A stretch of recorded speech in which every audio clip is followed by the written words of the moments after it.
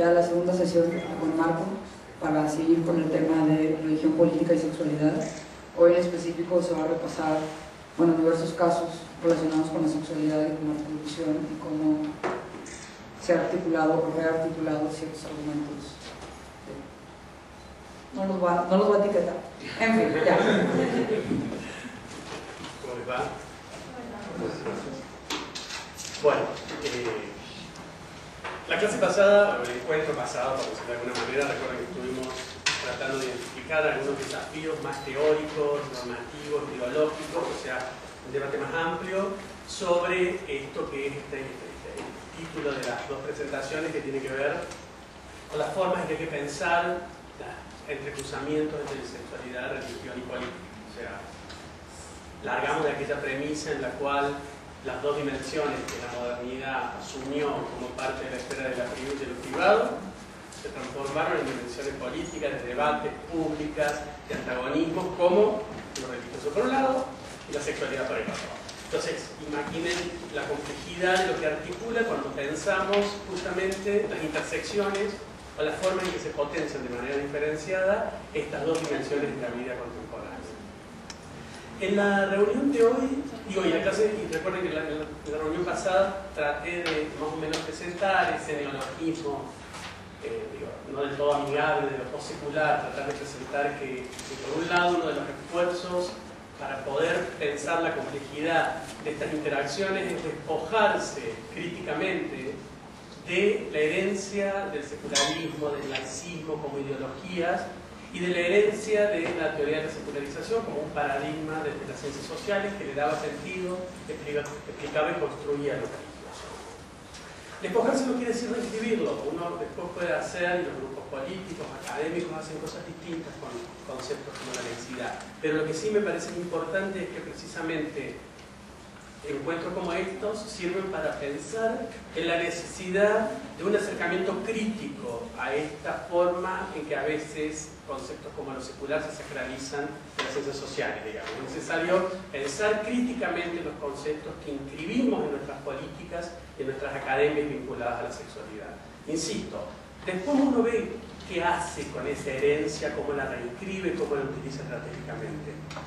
Pero el desafío es la capacidad de articular una conexión crítica con ese tipo de herencias de la modernidad, sobre todo cuando pensamos, en particular los derechos sexuales y reproductivos, que estamos pensando en agendas que trasciendan las políticas nacionales. Estamos pensando en agendas, como han ido viendo en encuentros previos, con los títulos que he visto de las distintas presentaciones, en agendas que trascienden el ámbito de lo nacional como el ámbito de la política y también involucran lo transnacional, global o mundial, o como se la quiera llamar, y sobre todo el debate de los derechos humanos. Para la reunión de hoy tenía como dos propósitos, insisto, los vamos rearticulando en base a las preguntas e intervenciones que ustedes quieran ir haciendo. Un propósito que me pareció interesante es presentar algunos de los principales debates que se han dado en Argentina en relación al tema de los derechos sexuales y reproductivos, también para intercambiar cierta información, para que ustedes se familiaricen con algunos procesos que tuvieron lugar en Argentina. Obviamente voy a ser esquemático por una cuestión de tiempo, y ir pensando ese otro desplazamiento al que referí en el encuentro de ayer, ese desplazamiento en la política sexual, cuando la política sexual se empieza a pensar ahora en términos de derechos. Este mantra que repetimos constantemente de los derechos sexuales y reproductivos significa muchas cosas en tensión, pero sin duda es un mantra, es una forma de pensar la articulación entre el derecho, la sexualidad, el género y la reproducción que caracteriza las agendas públicas de la mayor parte de los países de la región latinoamericana. Y el segundo intento en el encuentro de hoy es presentar, considerando en particular el proceso del debate para el matrimonio de parejas del mismo sexo en Argentina que se dio en el año 2010, tratar de identificar las formas en que lo religioso, la religión, las creencias, las identidades jugaron políticamente durante ese debate. Y también tratar, me parece que el desafío de hacerlo en conjunto es encontrar cuántas simetrías, porque cuántas simetrías pueden existir entre distintos países de la región, a pesar de estar México y Argentina probablemente las antípodas de Latinoamérica geográficamente, si el feminismo y el movimiento por la diversidad sexual son movimientos transnacionales, si la agenda de derechos sexuales y reproductivos es una agenda transnacional, el activismo religioso conservador, o como se le llame, fundamentalismo religioso conservador, es también un movimiento transnacional. Excede los ámbitos de actuación de cada uno de nuestros países en la conformación de agenda, en la conformación de discursos, en la estructuración de estrategias. Y obviamente actúa en el ámbito nacional, porque el ámbito nacional sigue siendo el lugar de la política sexual privilegiada para pensar en derechos positivos. Pero de alguna manera, y esto es lo que voy a intentar hacer en la segunda parte, que refuerza esta idea de que más allá que estemos en países distintos, experimentemos distintos niveles de lo político, porque los valores de los gobiernos son diferentes, porque nuestras historias son distintas, el activismo religioso conservador, sobre todo el de cariz católica, es un activismo fuertemente transnacional. Para entenderlo en su complejidad, es también importante pensarlo en su aspecto de movimiento, y digo movimiento, después puedo explicitar porque hablo de movimiento, que excede el ámbito nacional de actuación. Bueno, eso sería el intento de nuestro encuentro de hoy. Esos dos son los puntos sobre los cuales me gustaría que reflexionemos conjuntos. Voy a tratar de ir retomando incluso algunas preguntas que quedaron formuladas ayer. Como recordarán, hubo algunas preguntas, algunas que dejé listas por responder porque tocaban más con el encuentro de hoy, así que vamos a ir articulándolas en conjunto. Y por favor, cuando quieran intervenir, debatir, preguntar, enojarse, tirarme con un bolígrafo, ahí encargamos y hacemos esto como más o menos lo fuimos haciendo en el encuentro de ayer, lo más interactivo que podamos, así se divierte lo más que pueda. Sin duda, algo que atraviesa un taller como este, y han ido seguramente viendo en los distintos encuentros, es la ya obvia afirmación que el control de la sexualidad es un rasgo común de las sociedades. Siempre, entre comillas, pero las sociedades se caracterizan por controlar lo sexual, controlar la sexualidad. Hay una obsesión en ciertos momentos, hay un momento de mayor politización sobre este orden sexual, pero en general es indiscutible que existe, y esto supongo que algo ya han visto el material de lectura que han visto algo de Gayle Rubin, existe un orden sexual estratificado en las sociedades. No todas las identidades, no todas las prácticas sexuales, no todas las formas de pensar el cuerpo deseante son legitimadas por las distintas sociedades de las mismas maneras. Gayle Rubin siempre ha sido muy impactante en esta propuesta, con sus limitaciones, pero esta propuesta interesante de pensar casi en una pirámide que estratifica de manera diferenciada las sexualidades de acuerdo a si son buenas, de acuerdo a cuestiones morales, buenas, malas, cuestiones de salud, si son enfermas, si no son enfermas, de acuerdo a cuestiones incluso donde el derecho juega un papel importante, si son legales, si no son legales, incluso si son delitos, las acciones, si son pecados, o sea, distintos dispositivos se utilizan, se seguirán utilizando para estratificar de manera diferenciada la sexualidad. O sea que la sexualidad de alguna manera está atravesada por una jerarquía, está atravesada por fronteras sexuales, que es un término que cada vez se escucha más, fronteras sexuales, que de alguna manera generan regímenes, órdenes sexuales con distintos niveles de discriminación, de opresión y de exclusión. Para los movimientos fue una de las premisas centrales mostrar cuán atravesada por el poder está la sexualidad. Mientras se insistía que era lo privado, afuera de la política, uno de los desafíos centrales para cualquier movimiento que tenga que ver con la regulación de la sexualidad y la reproducción es mostrar cuán atravesado está por el poder, o incluso cuán conformada la sexualidad está desde el poder. De alguna manera es, y esto significa poner en evidencia esta jerarquización, esta estratificación de los órdenes sexuales de las sociedades, y hablando en particular de las sociedades contemporáneas. Hay un autor que a mí siempre me pareció interesante lo que plantea, que es Plummer, que dice que hay dos ejes a partir de los cuales se suele estratificar la sexualidad en las distintas sociedades y en los distintos momentos históricos. El con quién y el cómo de la sexualidad. O sea, ¿vieron algo de esto para no ser reiterativo? No. El con quién y el cómo siempre han sido dos preguntas que de alguna manera han y siguen constantemente estratificando clasificando la sexualidad de manera desigual. Recuerden que dije en la clase pasada, que no me voy a cansar de repetir, no estamos hablando de las prácticas sexuales solamente. Estamos hablando de los órdenes simbólicos, de las construcciones discursivas que se imponen y legitiman de manera desigual esas prácticas sexuales preexistentes. Entonces, Plumer insiste en este con quién y cómo como una forma de entender de qué formas. Yo le agrego el para qué, pero el dónde ahora tenemos 4. Yo iba a agregar el para qué y acá nos agregan el dónde. Quiero ver con la teoría sobre el dónde. El con quién, o sea, sin duda siempre la sexualidad estaba estratificada de con quién personas es más o menos legítimo tener relaciones sexuales. Los ejemplos saltan a la vista. Normas de distintos tipos, normas legales, normas sociales, normas morales, normas religiosas, se han caracterizado por estratificar y por generar una pirámide en el orden sexual en relación al quién, al con quién.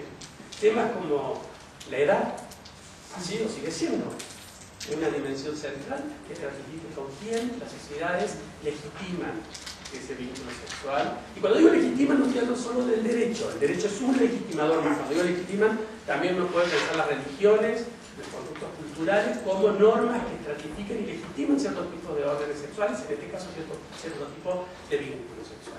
La edad, en el derecho se vuelve constantemente como un problema. ¿Cuál es el límite de la edad de consentimiento? ¿A partir de qué momento se va a considerar que una persona, hombre o mujer, tiene la capacidad para consentir un vínculo sexual? Debate interminable porque tiene un montón de aristas. La raza ha sido, la clase social han sido, sigue siendo parte de ese con quién que legitiman de manera desigual, estratifican de manera desigual la legitimidad de la sexualidad. Pensemos el tema de la raza en lugares como Sudáfrica, el apartheid en su momento, o en el sur de los Estados Unidos en su momento. No era solo una norma social, era una norma legal de con qué raza uno se podía o no se podía casar. Pero si eso no es estratificar el con quién de la sexualidad en base a la raza de la otra persona, ¿de qué estamos hablando? Pensemos también en la clase social. Bueno, hasta el día de hoy la clase social es un estratificador de las formas en que nosotros y nosotras construimos parejas. Hoy, sin duda, muchas veces no somos conscientes de la forma en que estamos estructurados por la clase y la legitimidad de nuestras elecciones a nivel de pareja. Y creemos que el amor es ese sentimiento inmediato, abstracto, supranatural, que hace que a primera vista nos enamoremos sin entender que los lugares de circulación son lugares estratificados por clase. Y que la forma en que el contrato de intimidad se genera es una forma estratificada por clase. Y que cuando ese lugar de la clase, de alguna manera, me voy poniendo emocional, cuando ese lugar de la clase de alguna manera también se viola, tiene ciertas sanciones, tiene ciertas cuestiones que molestan, digamos. Dije, el parentesco, otro identificador de la sexualidad indiscutible. El tabú ha sido para los antropólogos, el tabú ha sido una de las dimensiones centrales del momento del nacimiento de lo social, o sea, la prohibición de las sociedades del incesto, el tabú del incesto como para algunos antropólogos es el lugar donde nace lo social, cuando se prohíbe el casamiento, por ejemplo, entre hermanos. Pero obviamente ha habido sociedades que no han permitido. El parentesco, otro lugar. ¿A quiénes vamos a permitir que se casen, por ejemplo? ¿Qué tipo de vínculo sexual vamos a autorizar o legitimar en base al parentesco? Nada, primo, prima, etcétera, etcétera. Y por supuesto, este juego siempre complicado por lo que es el poder, que genera el deseo allá donde genera la prohibición, lo vuelve prohibición y lo intensifica como deseo. Las propagandas en relación a mujeres que parecen prácticamente adolescentes, la idea de que las modelos tienen que ser tan flacas que prácticamente el cuerpo parece el cuerpo de un adolescente, a la vez que se castiga el sexo con adolescentes como un crimen, ese juego complejo, la raza, esa construcción, esa prohibición normativa en ciertos grupos, con la influencia del racismo, en la idea del control de la sexualidad, con, por ejemplo, las personas negras que han recorrido y sigue recorriendo el racismo de distintos países, pero a la vez pone a la persona, a la hombre o mujer negra, como ese depositario de una sexualidad exacerbada. O sea, esos juegos perversos sociales de donde pone la prohibición también intensifica el deseo, de donde pone el delito, de donde pone también intensifica la idea de un deseo que se funda, digamos. ¿Y con quién? El sexo. Hoy estamos discutiendo el sistema de heteronormatividad. ¿Cuánto nos ha ido costando y nos va costando desmontar la idea de un orden sexual heteronormativo, en el cual el privilegio del vínculo sexual, de qué es lo bueno y lo malo de la sexualidad, tenía que ver con la complementariedad de los sexos? Digo, estoy poniendo todos ejemplos de cómo la estratificación basada en el quién. La otra era el cómo. El cómo de la sexualidad siempre ha sido y sigue siendo un lugar que estratifica de manera diferencial. Insisto, a veces el derecho juega un rol importante en esta estratificación. ¿Cuáles son las formas de tener relaciones sexuales legitimadas? ¿Y cuáles son las que están legitimadas de manera positiva y cuáles están deslegitimadas? Obviamente, en nuestra religión siempre es como, iba a decir la palabra gracioso, pero por ahí podría decir triste, pero de acuerdo a cada uno una. La voz del misionero. Misionero es la legitimada porque se supone que es la que de alguna manera representa una mayor potencialidad en la reproducción. Entonces, la cosa del misionero, o lo que los americanos llaman el sexo vainilla, como el sexo más tranquilo, es como lo que la pirámide de la jerarquización de la sexualidad está habilitado. De ahí, ustedes han ido viendo lo que implicó la sodomía en la historia cuando tuvieron el encuentro con Seb. O sea, la obsesión de los mundos coloniales, de la Iglesia Católica, del sexo anal. O sea, la obsesión con la idea de la sodomía, lo que implicaba, o sea, lo que sigue implicando sin duda, y lo que incluso en estas nuevas formas de reatribución de desigualdades dentro de los movimientos por la diversidad sexual, como se sigue usando la idea de pasivo en un vínculo sexual entre dos varones como un lugar de subalternidad, como la idea de ser penetrado se sigue estratificando como un lugar de subalternidad, por cuestiones como esta y por la influencia de cuestiones como la misoginia dentro de los propios movimientos de gays. O sea, la idea de que quien es penetrada es la mujer y por ende si un hombre es penetrado hay algo en la masculinidad fallada. O sea, insisto, en este cómo de la sexualidad no tenemos que ir a buscar ejemplos históricos y de grupos que parecen la oposición. También estamos atravesados por estas estratificaciones desiguales, por estas legitimidades repartidas de maneras diversas. Y por supuesto, en este cómo una serie de prácticas quedan afuera. Los swingers, el intercambio de parejas, que nuestra sociedad está creciendo de maneras impresionantes. Digo, ¿saben lo que es swinger, no es cierto? Me gusta cada vez que decía que sí, digamos. Pero, digo, todavía sigue siendo, y han tenido, por ejemplo, en Argentina, el tema de las denegaciones de personería jurídica, porque se supone que no persiguen el bien común. La cuestión de los sexos, el sexo grupal. Otra vez, o sea, en esa certificación, el sexo entre dos personas se supone la cuestión del cómo del sexo. La cuestión del sexo grupal ahí también tiene un lugar de desviar, de seguir siendo certificado en ciertos sectores de la población como una desviación, como la normalidad y como una palabrita que siempre nos atraviesa en estos discursos, lo no natural. Ya vamos a llegar un poquito a eso, la relación a la naturaleza como lo que legitima estas estratificaciones. Ni hablar del masoquismo, del sadomasoquismo, o sea, la idea que para ciertas parejas, grupos de incorporación de cierto dolor consensuado es parte de la forma del disfrute y del placer. Y otra vez, o sea, cuán difícil es entender para ciertos sectores que eso puede ser parte también de una sexualidad legítima, como juegan como marcadores de alguna manera de una jerarquización en relación a la sexualidad.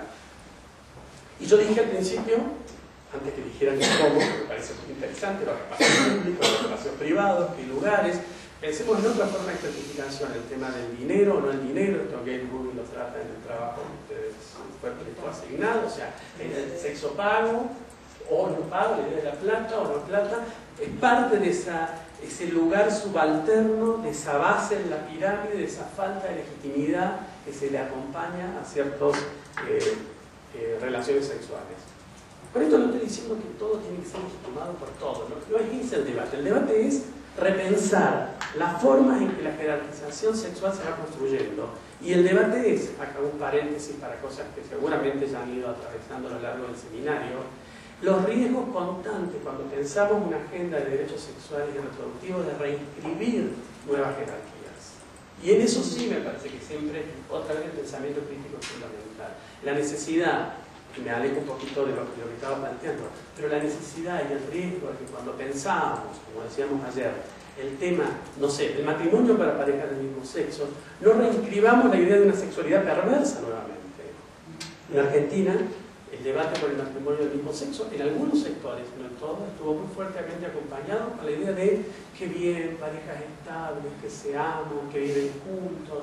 Incluso, mediáticamente fue muy impactante el discurso de que bien, van a poder adoptar hijos que están en la calle, y van a, o sea, como el reservorio moral, como generó esta imagen del gay, la lesbiana, inmaculados y moralistas que van a sacar niños de la calle, por ende le tenemos que dar esos derechos. ¿Qué bien? Digo, piensen lo que implica la reinscripción de ciertas sexualidades mucho más normalizadas y el riesgo cultural de reinscripción de ciertas perversiones en aquellas personas que no aspiramos al matrimonio. O sea, piensen lo que significa eso. O sea, piensen lo que puede implicar, digo, en las agendas también progresistas de reinscripción de estas mismas, digamos, estas mismas pirámides o jerarquías. Otro tema muy controversial en Argentina, supongo que aquí también, es el tema de trabajo sexual / prostitución. O sea, precisamente Ali Miller, en uno de sus trabajos sobre derechos humanos, lo pone como una de las áreas en las que no hay acuerdo. O sea, que estamos haciendo, que se hace con el derecho de ciertas personas, hombres y mujeres, a querer ser reconocidos o reconocidas como trabajadores y trabajadoras sexuales. Y la fuerte tensión que genera el interior de los distintos movimientos feministas y de la diversidad sexual, que en otras áreas se abroquelan de manera bastante homogénea. Salgo de este largo paréntesis y vuelvo al para qué.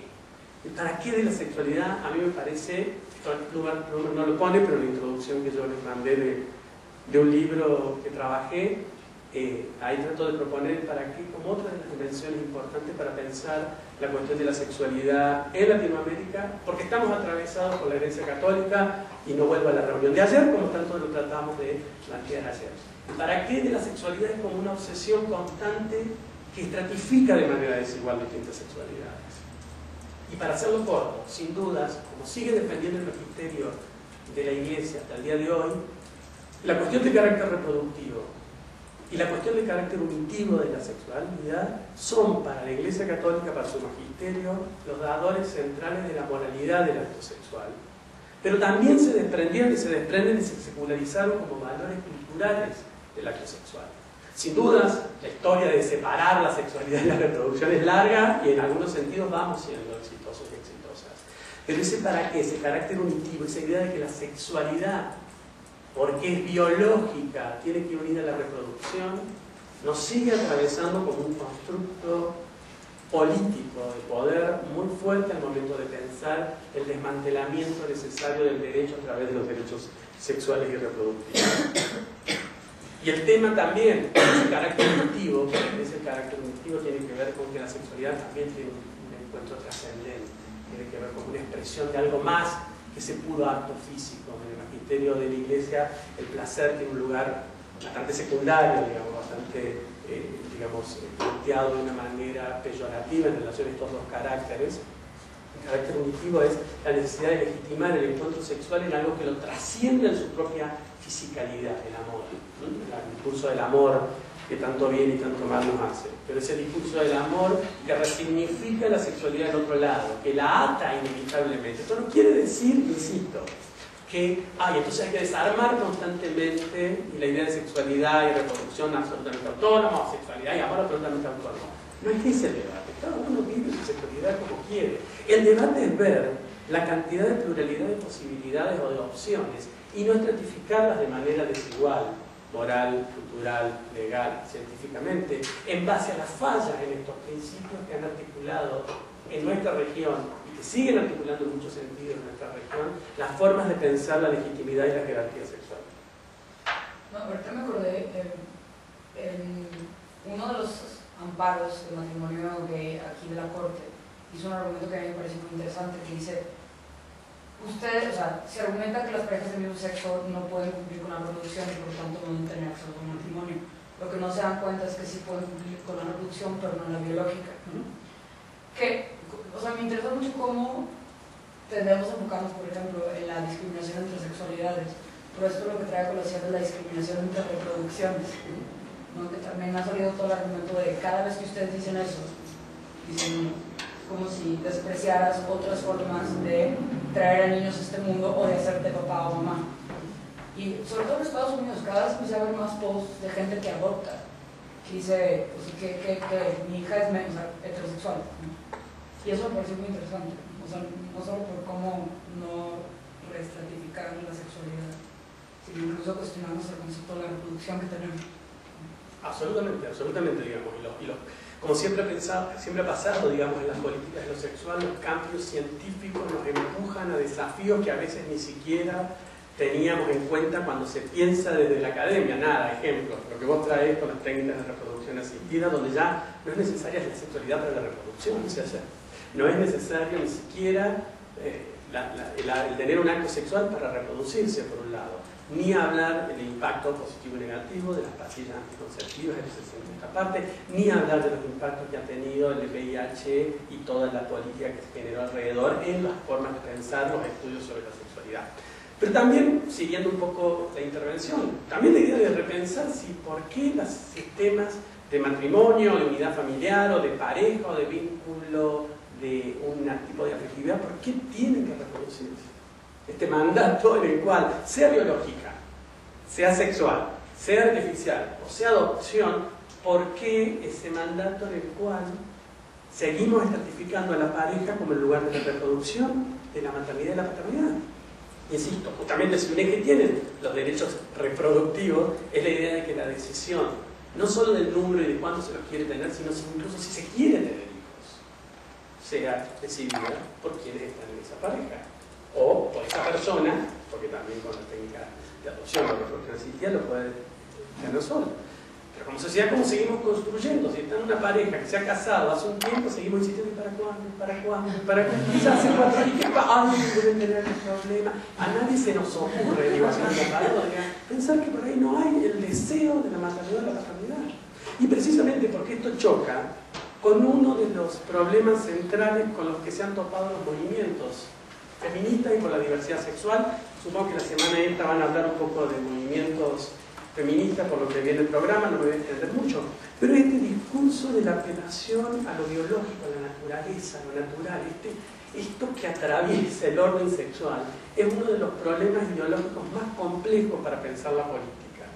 Esto no quiere decir que no haya una biología, esto no quiere decir que no haya una anatomía, pero esto significa que tanto esta biología o esta anatomía están construidas desde momentos históricos y políticos diferenciados. El deseo no es una biología que nos llama desesperadamente, es una construcción política también. El instinto, digamos, uno puede creer que existe, está bien, no estoy disputando que exista o no exista, pero el instinto también es una construcción política. La apelación a la naturaleza como el lugar que le genera la legitimidad a la forma de identificación de la sexualidad ha sido una de las fronteras más difíciles, sigue siendo una de las fronteras más difíciles de desmontar por parte de los movimientos feministas y por la diversidad sexual, porque es muy poderoso ese debate, porque es muy poderoso, pero es uno de los momentos, una de las barreras más difíciles para desmontar, para poder proponer una política emancipatoria en relación a la sexualidad y la reproducción. Porque el discurso de lo natural se invisibiliza en sus dimensiones ideológicas y parece que responde solo a una biología preexistente que de alguna manera no nos permite actuar de maneras diferenciadas a lo que la biología nos está indicando. Cada vez que se debate algo conectado con los derechos sexuales y reproductivos, inmediatamente terminamos debatiendo de forma directa o indirecta este constructo sobre lo natural. Y, paréntesis, para enganchar con algo de lo de ayer, precisamente la tradición de la Iglesia Católica, la apelación a la naturaleza y la apelación al derecho natural, a una forma de derecho natural basada, obviamente, en lo trascendente, en la inspiración divina, es precisamente uno de los cánones cruciales ideológicos en las formas en que se piensa y se construyen los órdenes sexuales. Este orden, estos órdenes, esta jerarquización, estas fronteras que estratifican de manera desigual la sexualidad, en ciertos momentos de la historia se politizan. se vuelven un momento de contestación, se vuelven debate, se vuelven arena pública, como nos está pasando en la mayor parte de los países de la región. Como si se volvieran parte de lo que algunos autores llaman la democracia sexual. Podríamos debatir como sociedades cuáles son las normas que queremos que nos rijan en relación a las prácticas de sexualidad y reproducción. Son momentos, digamos, como el actual, son momentos de fuerte politización y de fuerte cambio, de fuertes acciones y reacciones en relación a la sexualidad. No abundo con esto, en el artículo de Rubio lo tienen explicado de ciertas maneras. Pero precisamente los movimientos sociales, en particular los movimientos feministas y los movimientos por la diversidad sexual, son centrales en estos cambios, en estas politizaciones, en este desmantelar estos discursos ideológicos que invisibilizan la dominación o la opresión que se esconde detrás de la naturalización de la sexualidad. Y digo, han sido cruciales y siguen siendo cruciales porque precisamente empujan desde distintos lugares a entender cuán atravesado está el orden sexual por relaciones de poder, cuán constituida está la sexualidad dentro del lugar de poder. Se le llame patriarcado, se le llame heteronormatividad. Sin duda, entre estos movimientos, en el interior de estos movimientos hay una heterogeneidad y unas tensiones fortísimas. Al interior de los feminismos y de los movimientos por la diversidad sexual hay una complejidad y una heterogeneidad indiscutible. Pero de formas distintas nos ponen de manifiesto esta necesidad de pensar el orden sexual y de pensar las maneras en que las sociedades generan relaciones injustas basadas en género, basadas en sexualidad. Insisto, hay tensiones muy fuertes en estos movimientos, hay tendencias más asimilacionistas, más radicales, perspectivas más queer, hay una importante tensión al interior del movimiento, pero uno podría pensar que tienen ciertos ejes en común que tienen que ver con este desmantelar, volver visible, politizar esta jerarquía sexual que estratifica de manera desigual. Pero no es problemática esta relación a la naturaleza, porque incluso también lo hacen que luchan por la emancipación, ¿no? Y la pregunta es, ¿qué es más exitoso por eso que busca la emancipación? También apelar por el lado de la naturaleza, por el lado de la búsqueda de nacer o hacerse, que han hecho algunos, incluso me parece, si no me equivoco, que Corea del Norte, pese a ser un estado tan restrictivo, asegura que los soles nacen y por eso se los respeta. O sea, ¿hasta qué punto esta apelación a la naturaleza por los grupos que buscan la emancipación es exitosa, ¿no? Y la otra es, o sea, de verdad la apelación a la naturaleza siempre, de verdad invisibiliza las ideologías, porque me parece que depende desde dónde se la apele, ¿no? Precisamente se la apela desde el nacer o hacerse, puede volverse, desde su punto de vista liberal, y decir no importa, o apelársele desde el lado de la reproducción, ¿no? Muy buena la forma en que tenemos que repensar esto. O sea, primero, la apelación a la naturaleza en un primer nivel tiene que ver con discursos muy conservadores sobre el orden sexual. Pero vos estás poniendo el otro ejemplo en el cual la apelación a la naturaleza se hace desde grupos que de alguna manera tienen una política más liberatoria o más emancipatoria sobre la sexualidad. Y sin duda hay todo un fuerte debate, si te sigo viendo tu intervención, si no avísame, hay todo un fuerte debate en ciertos sectores cuán importante ha sido decidir que si la homosexualidad, comillas, uno nace así, de alguna manera las sociedades tienen que aceptar. O sea, cuando el discurso que apela a la naturaleza como contradiscurso, un discurso reversivo del discurso de dominación, también puede servir como un discurso de resistencia en ciertos sectores. Eso se da mucho, por ejemplo, en los debates, sobre todo al interior de ciertos campos religiosos. Si Dios me hizo así, Dios me ama así, por ende la homosexualidad también es parte de la naturaleza. Ahí tenemos un eje en el cual, y esto Foucault lo trabaja en algún lugar, la idea de utilizar el mismo discurso que se usa para oprimir, el riesgo de usarlo también y la potencialidad de usarlo con una agenda más emancipatoria. Pero acá tenemos el otro desafío que acompaña este discurso. Una de las políticas sexuales, desde mi punto de vista más interesante, es la que se permite romper con los discursos esencialistas sobre la identidad. Y el discurso que apela a la naturaleza es uno de los discursos más esencialistas sobre la sexualidad, donde se supone que la biología me construye y se borra todo aquello de lo que estamos hablando, donde la biología no es que no exista, sino que también es una construcción política. Entonces el riesgo de esos discursos es la reinscripción de cierta jerarquía basada nuevamente en un discurso que apela a una esencialidad. ¿Se entiende lo que estoy intentando decir? Esto no significa que pueda o no pueda ser usado. Yo no quiero entrar en ese terreno normativo porque ha dado, para algunos sectores ha dado resultados y en algunos países ha dado resultados. Pero sin duda, como toda apelación esencialista se la usa, el riesgo de reinscripciones de políticas conservadoras está siempre muy latente en temas de sexualidad. Uno de los debates centrales es cómo desmontar el esencialismo de la forma de construir nuestras identidades para ser realmente sociedades plurales y diversas. Porque si no terminamos ampliando un cachito el espacio de legitimidad y probablemente reforzando mucho más macabramente las fronteras sexuales entre los sectores. Insisto, no es que pueda o no pueda usarse, se use o no se use, la necesidad de pensarlo constantemente de manera crítica es inevitable, porque lo que puede traer es una reinscripción complicada en eso que estamos debatiendo de las fronteras sexuales. ¿Se entiende? ¿Está? Por eso digo, si han visto algo en el seminario o en sus lecturas de la teoría queer, precisamente desde una perspectiva queer, el modelo es desmontar la forma de pensarnos a nivel de identidades como seres sexuales, no ir incorporando cachitos de esas identidades.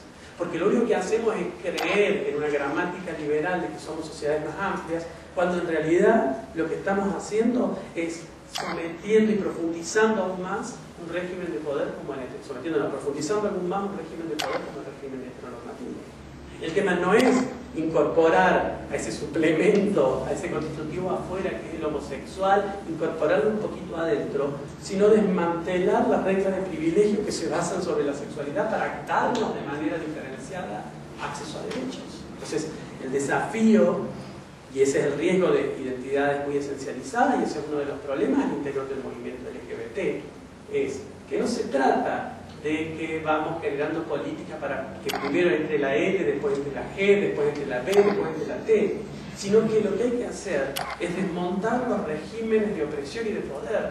No es ampliar sus fronteras y ser, de alguna manera, asimilar mejor, integrar mejor. Otro paréntesis. Esto no implica que los derechos sean necesariamente malos porque nos integran, pero sí significa que hay que pensar constantemente que en un discurso como el discurso de derechos, si no se lo piensa como una parte de la política, y acá soy sociólogo, digamos, el riesgo de reinscripción y de fortalecer sistemas de poder opresivos se intensifica. Sí, me pareció que iba a preguntar. Sí. No termina siendo contraproducente justo a esta idea de volver las cuestiones de prácticas sexuales identitarias como retroceso al esencialismo sexual de las personas. Entonces creo que como estrategia política puede ser utilizado, pero al final termina generando las mismas cuestiones de discriminación en otros niveles, ¿no? Justo por no entender el tema sexual también como una construcción, sino como normalizarlo. Absolutamente, absolutamente. Exactamente en esa dirección era donde estaba intentando, digamos, reflexionar, que también tiene una cuestión por detrás, que es también qué concepción de lo político, alguien hablaba ayer, qué concepción de lo político tenemos en relación a la política sexual, qué concepción de emancipación tenemos en relación a una sexualidad más libre, más amplia y más diversa. No hay una sola forma de pensar la opresión en cuestiones de sexualidad. Por ende, no hay una sola forma de pensar la liberación desde ese lugar de la opresión. No existe una sola manera, existen teorías distintas sobre el por qué y cómo las sociedades estratifican a los órdenes sexuales. Por ende, de acuerdo a dónde nos posicionamos, las teorías finalmente son lentes que nos permiten pensar de manera más compleja nuestra vida cotidiana, nuestro mundo, nuestras comunidades, nuestras sociedades, de acuerdo a qué creamos que es el sistema de poder que estructura o nos estructura los cuerpos, las emociones, el deseo de manera desigual. También va a ser diferente las estrategias que pensemos para desmantelarlo. Nada, no estoy diciendo nada novedoso, pensemos en los años de debate sobre el tema del capitalismo, cómo se desmonta el capitalismo. Son medidas de reforma, son medidas radicales, cómo se desmonta el poder. Y por otro lado, ¿qué significan en aquellas perspectivas en las cuales no hay una fuera del poder? Que se vuelven a montar inevitablemente, en muchos casos, ciertas reinscripciones en los ejes de lo que vos estabas recién mencionando. De todas maneras, digamos, para seguir avanzando en la propuesta de lo que les traía, sin dudas, a nivel de la región, los derechos sexuales y reproductivos ingresaron como una de esas estrategias, con críticas, con limitaciones, con tensiones, pero se han ido formando parte, gracias, y esto hay que insistir, al activismo de los movimientos feministas, de los movimientos para la diversidad sexual, son parte de los lenguajes públicos de nuestras democracias en Latinoamérica. Son formas para pensar cómo desinstitucionalizar el derecho, el patriarcado y la heteronormatividad. Son un modelo, son también de alguna manera un programa ético y político que busca desnaturalizar, que busca desjerarquizar el orden sexual. Tiene tensiones, tiene limitaciones, sin dudas. Pero un programa no es solo un conjunto de derechos formales, es un programa ético-político. Y ahí es donde me parece importante en relación a la intervención anterior. A veces como movimientos sociales, me pongo el sombrero de activista, nos obsesionamos con el cambio de la ley, como si el cambio de la ley fuera el cambio de la sociedad y como si ese cambio de la ley generara indiscutiblemente una sociedad más homogénea, más igualitaria, más diversa y más plural. Esa obsesión a veces por el derecho y el cambio legal como la meta final de los movimientos, a veces es contraproducente, porque detrás de los derechos sexuales y reproductivos es un programa ético-político. Se está discutiendo una ética sexual diferenciada, como han dicho muchos autores, digamos, de los últimos años, una ética relacional, pero también es un programa político de desmontar estructuras de poder desigual.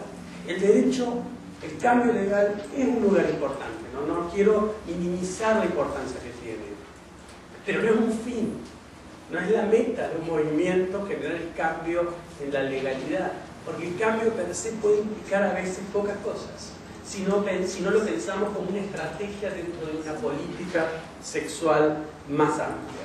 Pero de todas maneras, digo, ingresó la agenda de derechos sexuales y reproductivos, lo han seguramente venido discutiendo en los últimos tiempos, no fue fácil. Para los movimientos feministas y por la diversidad sexual en la mayoría de nuestros países, no fue fácil. En Argentina, la forma en que a las feministas y al movimiento LG en su momento se los atacaba como antinacionales, como parte del imperialismo, como una infiltración de Estados Unidos que vienen a querer socavar la base central de la familia, era la forma hegemónica de ciertos sectores de que ni siquiera permitir que se debatieran las cuestiones relacionadas a la sexualidad. Piensen que si hay algún poder interesante es el poder de dejar afuera de la agenda pública.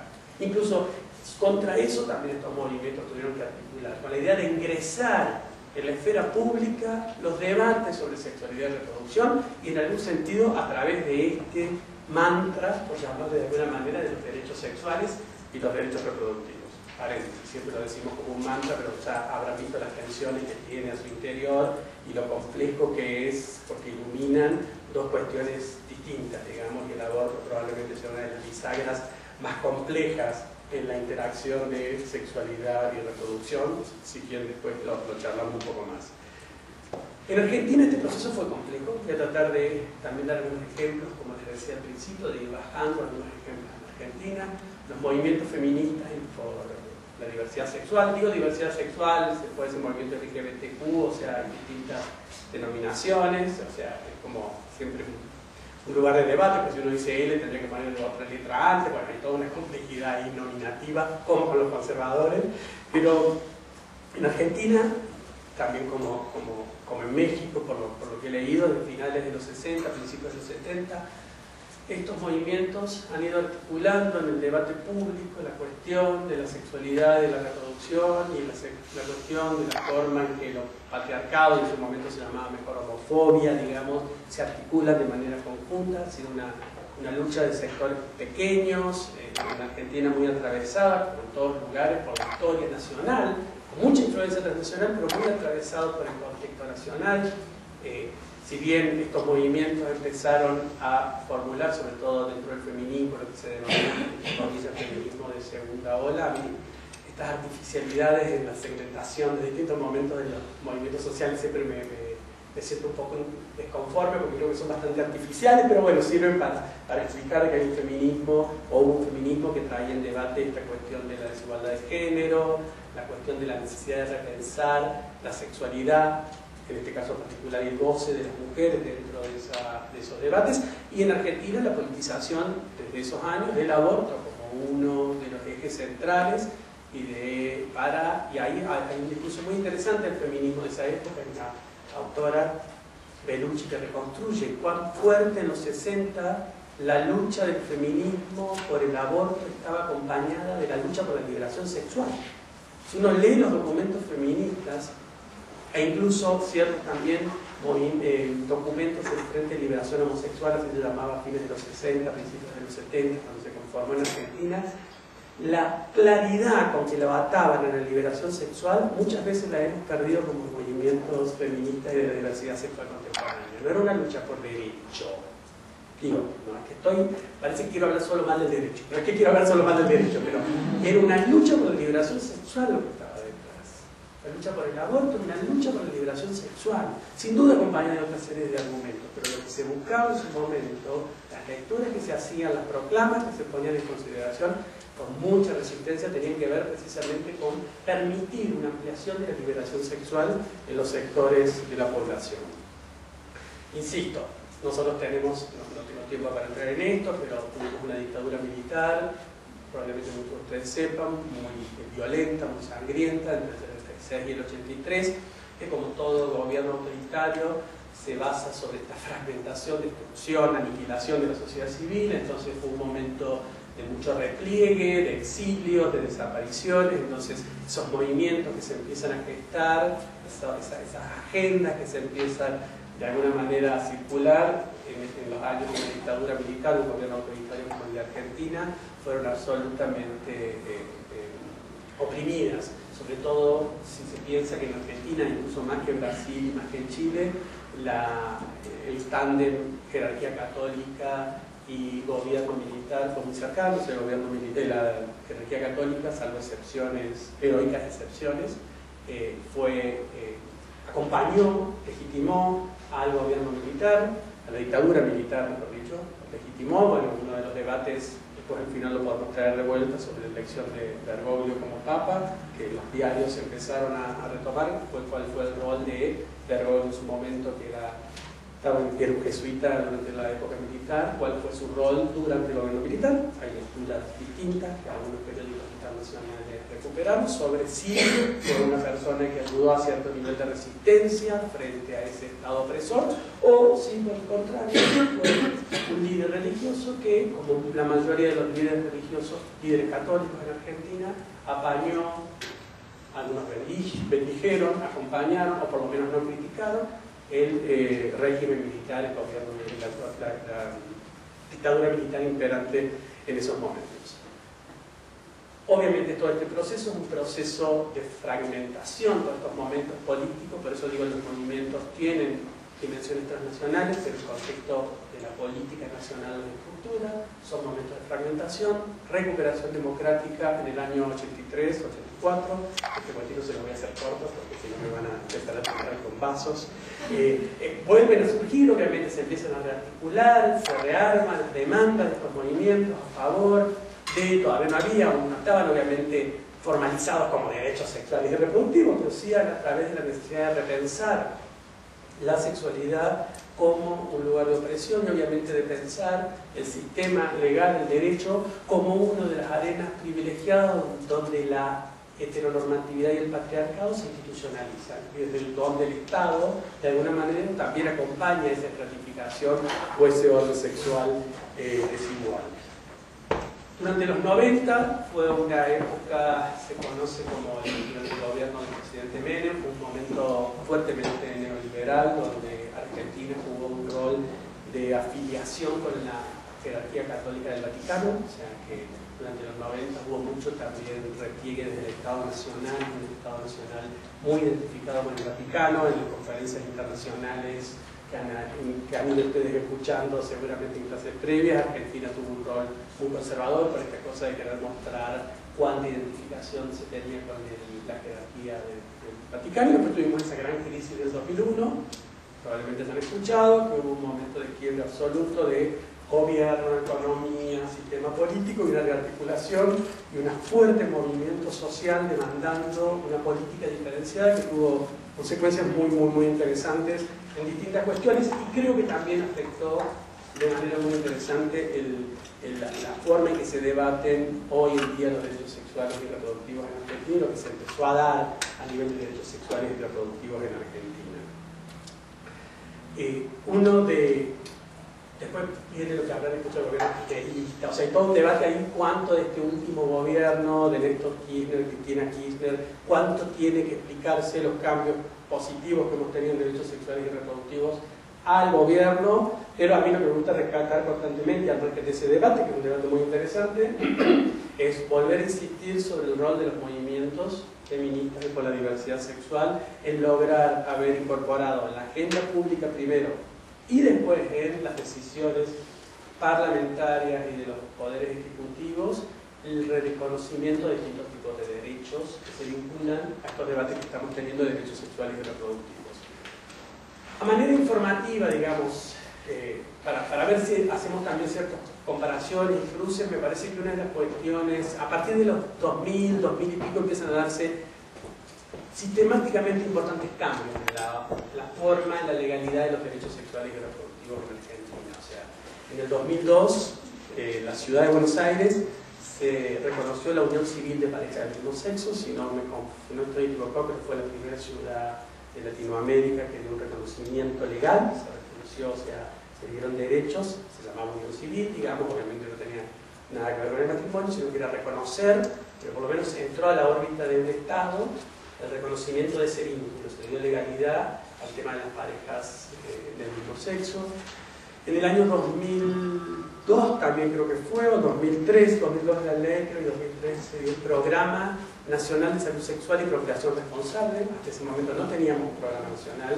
Nosotros, vale la aclaración, aunque en Argentina somos un sistema federal de gobierno, es mucho menos federal que el de ustedes. Son leyes todas nacionales, no tenemos la autonomía que tienen los estados, digamos, en México, digamos. En el 2006 se dio una ley de educación sexual, que fue un debate muy fuerte, con mucha resistencia. También no había hasta ese momento una ley de educación sexual que permitiera incorporar en las matrículas de los colegios la enseñanza de cuestiones vinculadas a la sexualidad. Y de alguna manera se empezó a abrir un escenario en el cual se empezó a discutir desde la sociedad estos nuevos, sobre todo tres ejes que son los que me gustaría compartir con ustedes para terminar con el del matrimonio y ahí volver a lo que habíamos hablado en la charla anterior. Sin duda, los tres ejes más interesantes del debate relacionado a los derechos sexuales y reproductivos tienen que ver con el tema de aborto, la ley de identidad de género y la ley de matrimonio para parejas del mismo sexo. Voy a ser breve, digamos, para no dar demasiados datos sobre esto. Si a alguno le interesa después, le puedo acercar un material específico para profundizar algunos de estos tres ejes centrales. El aborto, como les estoy diciendo, dentro del feminismo tiene una larga historia. Les decía recién que desde los 60 este feminismo de segunda ola empezó a debatir sobre la necesidad de cambiar las condiciones de marginalidad por el tema del aborto. En el 2005 en Argentina se crea una campaña nacional, es una ley nacional la que regula, digamos, el tema de la penalización o penalización del aborto. Se crea una campaña nacional por el derecho al aborto legal, seguro y gratuito, una campaña muy interesante con una base movimentista muy grande de encuentros de mujeres, encuentros donde van promedio 20.000 mujeres, se arma una campaña, se vaya discutiendo en pequeñas comisiones el tema, siempre con mucha resistencia, y se logra armar una fuerte, desde la sociedad civil, una fuerte campaña para poner en agenda, y 2 años después, creo que fue aproximadamente en el 2007, hacer un proyecto de ley para generar o para proponer en el Parlamento la legalización del tema del aborto. No lo hemos logrado, Argentina todavía no ha logrado legalizar el aborto, a diferencia del caso del Distrito Federal. O sea, el aborto en Argentina no es legal, o sea, hay muchos proyectos de ley dando vuelta. todavía no se ha podido hacer una reforma legal que permita lo que los proyectos sostienen, que son hasta 12 semanas, sin ningún tipo de restricción, un acceso voluntario a la interrupción del embarazo. Lo que ha habido es un cambio muy interesante, muy discutido. Por ahí esto hablo más al sector con formación jurídica, que te puede interesar más, voy a tratar de ser técnico, en relación al aborto no punible. Ustedes le llaman también aborto no punible aquí, o sea, es los casos de excepción a la punibilidad del derecho penal en las prácticas voluntarias de interrupción de un embarazo. O sea, el Código Penal argentino, que es el que regula estas prácticas, siempre ha tenido dos causales en las cuales el aborto se considera no punible. Hay todo un debate en la criminología sobre qué significa la no punibilidad, no voy a entrar en eso, pero se considera no punible y las dos causales son riesgo para la vida y la salud de la mujer y, en caso, la ley, el código dice violación de mujer idiota o demente. Esa es la forma en que piensen que esto obedece a momentos históricos, piensen en el impacto que ha tenido la eugenesia como movimiento políticos en nuestras regiones, entonces tenía que ver con la idea de violación a mujer idiota o demente, viene de la figura de no perpetuar ciertas taras psicológicas, digamos. Estas dos causales de no punibilidad, a pesar de haber estado inscritas en el Código Penal, nunca fueron accedidas por las mujeres. O sea, sin duda, la ley, el Código decía eso, o sea, decía que hay situaciones en las cuales las mujeres tienen derecho a interrumpir o tienen la posibilidad de interrumpir su embarazo, pero nunca había políticas públicas que permitieran implementar esas causas de la punibilidad. Incluso en los debates doctrinarios siempre predominaba la doctrina más conservadora, que las entendía de manera hiperrestrictiva. Si uno escucha, dice riesgo para la vida o la salud, o sea, implica, si uno piensa en la salud, como sobre todo hoy ya es inevitable pensarla, como un estado psicofísico, pero incluso previamente, si uno piensa en riesgo para la vida o la salud, pareciera que la causal es bastante amplia. Sin embargo, la forma en que se la explicitaba, se la construía desde la doctrina como una construcción política, era esos casos en que la vida de la mujer que se va a morir y que seguramente hay otra forma en la cual el médico tiene la obligación de salvar a las dos vidas. O sea que no se lograban implementar esos casos, y en los casos de violación se restringía de manera tan impresionante que tenía que ser violación, para la doctrina conservadora, ¿no? Violación de una mujer que se le hubiera declarado previamente un juicio de insanía. Imaginen todo lo que implica un juicio de insanía, que solo se hace por cuestiones económicas. O sea, el juicio de insanía tiene que ver con cuestiones de herencia. O sea, una mujer que tuviera problemas psicológicos o psiquiátricos y que ya hubiera habido un juicio de insanía y la declarara insana, en esos casos, en todo caso, podía pensarse. El feminismo ha ido articulando, y en eso sí se ha avanzado bastante en Argentina, ampliando esta capacidad de pensar los casos de no punibilidad, digamos, de pensar, de ir ampliando las causales, pero no desde la reforma del Código Penal, sino desde la interpretación a través de distintos casos judiciales que se han ido presentando, judicialización como estrategia del movimiento feminista, para ir logrando que distintas cortes, en principio cortes provinciales, vayan poniendo en circulación una interpretación más amplia sobre estas causales. Y hace relativamente poco, en el año 2012, se dio un caso, para nosotros un caso jurisprudencial muy importante, que es el caso FAL, así se lo conoce, por el cual la Corte Suprema, o sea, el máximo tribunal del Poder Judicial, hablo despacio para tratar de ser preciso con estos términos jurídicos, la Corte Suprema consideró que en caso de violación, cualquier mujer que haya sido violada tiene el derecho a acceder a un aborto no punible. O sea, después de 80 años de vigencia del Código Penal, finalmente la Corte, piensen desde el 22 de enero que habíamos avanzado, parecía que hubiéramos ido retrocediendo en algunos momentos. O sea, qué complejo es estos debates sobre los derechos sexuales y reproductivos, que cuando uno piensa que hay cierto avance, inmediatamente las capacidades de retroceso están puestas ahí al acecho. Pregúntenle a Estados Unidos con el tema del aborto, o lo que pasa en España también con la cuestión de aborto, incluso intentó pasar con matrimonio. Vuelvo a caso FAL. por primera vez se aclara el alcance del artículo de un código del año 1922 y se sostiene que cualquier mujer, no de idiota demente, a ver una discusión doctrinaria, pero si cualquier mujer, si ha sido violada, tiene derecho a acceder a una interrupción del embarazo. Las encuestas lo acompañaban esto, las encuestas a nivel de la población, en los casos de violación, siempre han sido las que dan mayores porcentajes de aprobación desde la ciudadanía. O sea, saben que en el aborto hay el tema de causales blandas o débiles, el tema del aborto, y la violación siempre ha sido una de las que más legitimidad tiene como causal para la no criminalización, para la no punibilidad de las mujeres. Pero tuvimos que esperar hasta el año 2012 para que este fallo se diera lugar. Y el fallo, para aquellas personas interesadas en las cuestiones jurisprudenciales, a mí me parece sobre todo interesantísimo, porque no solo regula el tema de la interpretación o lo que el artículo del Código Penal dice en relación al tema del aborto no punible, en este inciso particular, sino que también instruye sobre las formas de aplicación a nivel de políticas públicas. Esto es un debate muy interesante entre algunos amigos y amigas mías sobre hasta dónde el Poder Judicial tiene algo que ver en la instrumentación de políticas públicas. Bueno, este fallo es muy claro en el sentido de que no solo regula el alcance de un artículo de un código, sino que también tiene dos recomendaciones específicas en relación a las políticas públicas. Una, con el tema de la objeción de conciencia.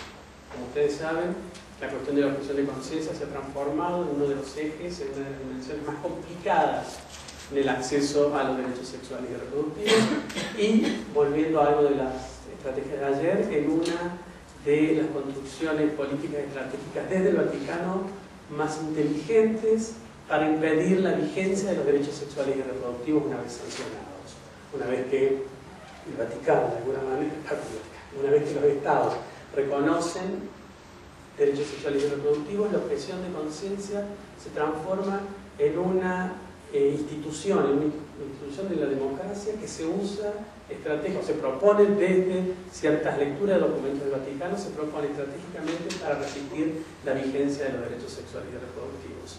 Es un tema que a mí me desvela por la complejidad que tiene. O sea, por un lado, nadie puede discutir que la objeción de conciencia es un instituto democrático muy importante. O sea, la defensa, la democracia o las democracias liberales como las entendemos tienen que ver no solo con la voluntad de la mayoría, sino también con que esas democracias puedan hacer prevalecer también el respeto a diversas minorías. Y la objeción de conciencia ha sido siempre, se ha gestado como instituto democrático a través de cuestiones muy interesantes de la profundización de las democracias. Fíjense que la objeción de conciencia en cuestiones de pacifismo, para no ir a la guerra, o sea, la génesis del Instituto de la Objeción de Conciencia es una génesis realmente muy interesante a nivel de los derechos, a nivel de la profundización de la democracia, a nivel de sociedades más amplias y respetuosas de su diversidad.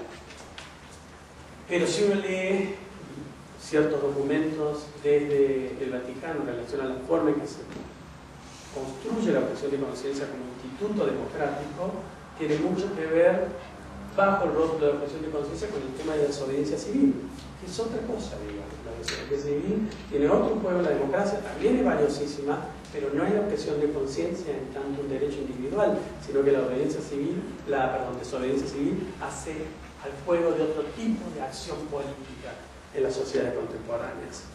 Cierro este paréntesis, vuelvo al fallo de la Corte.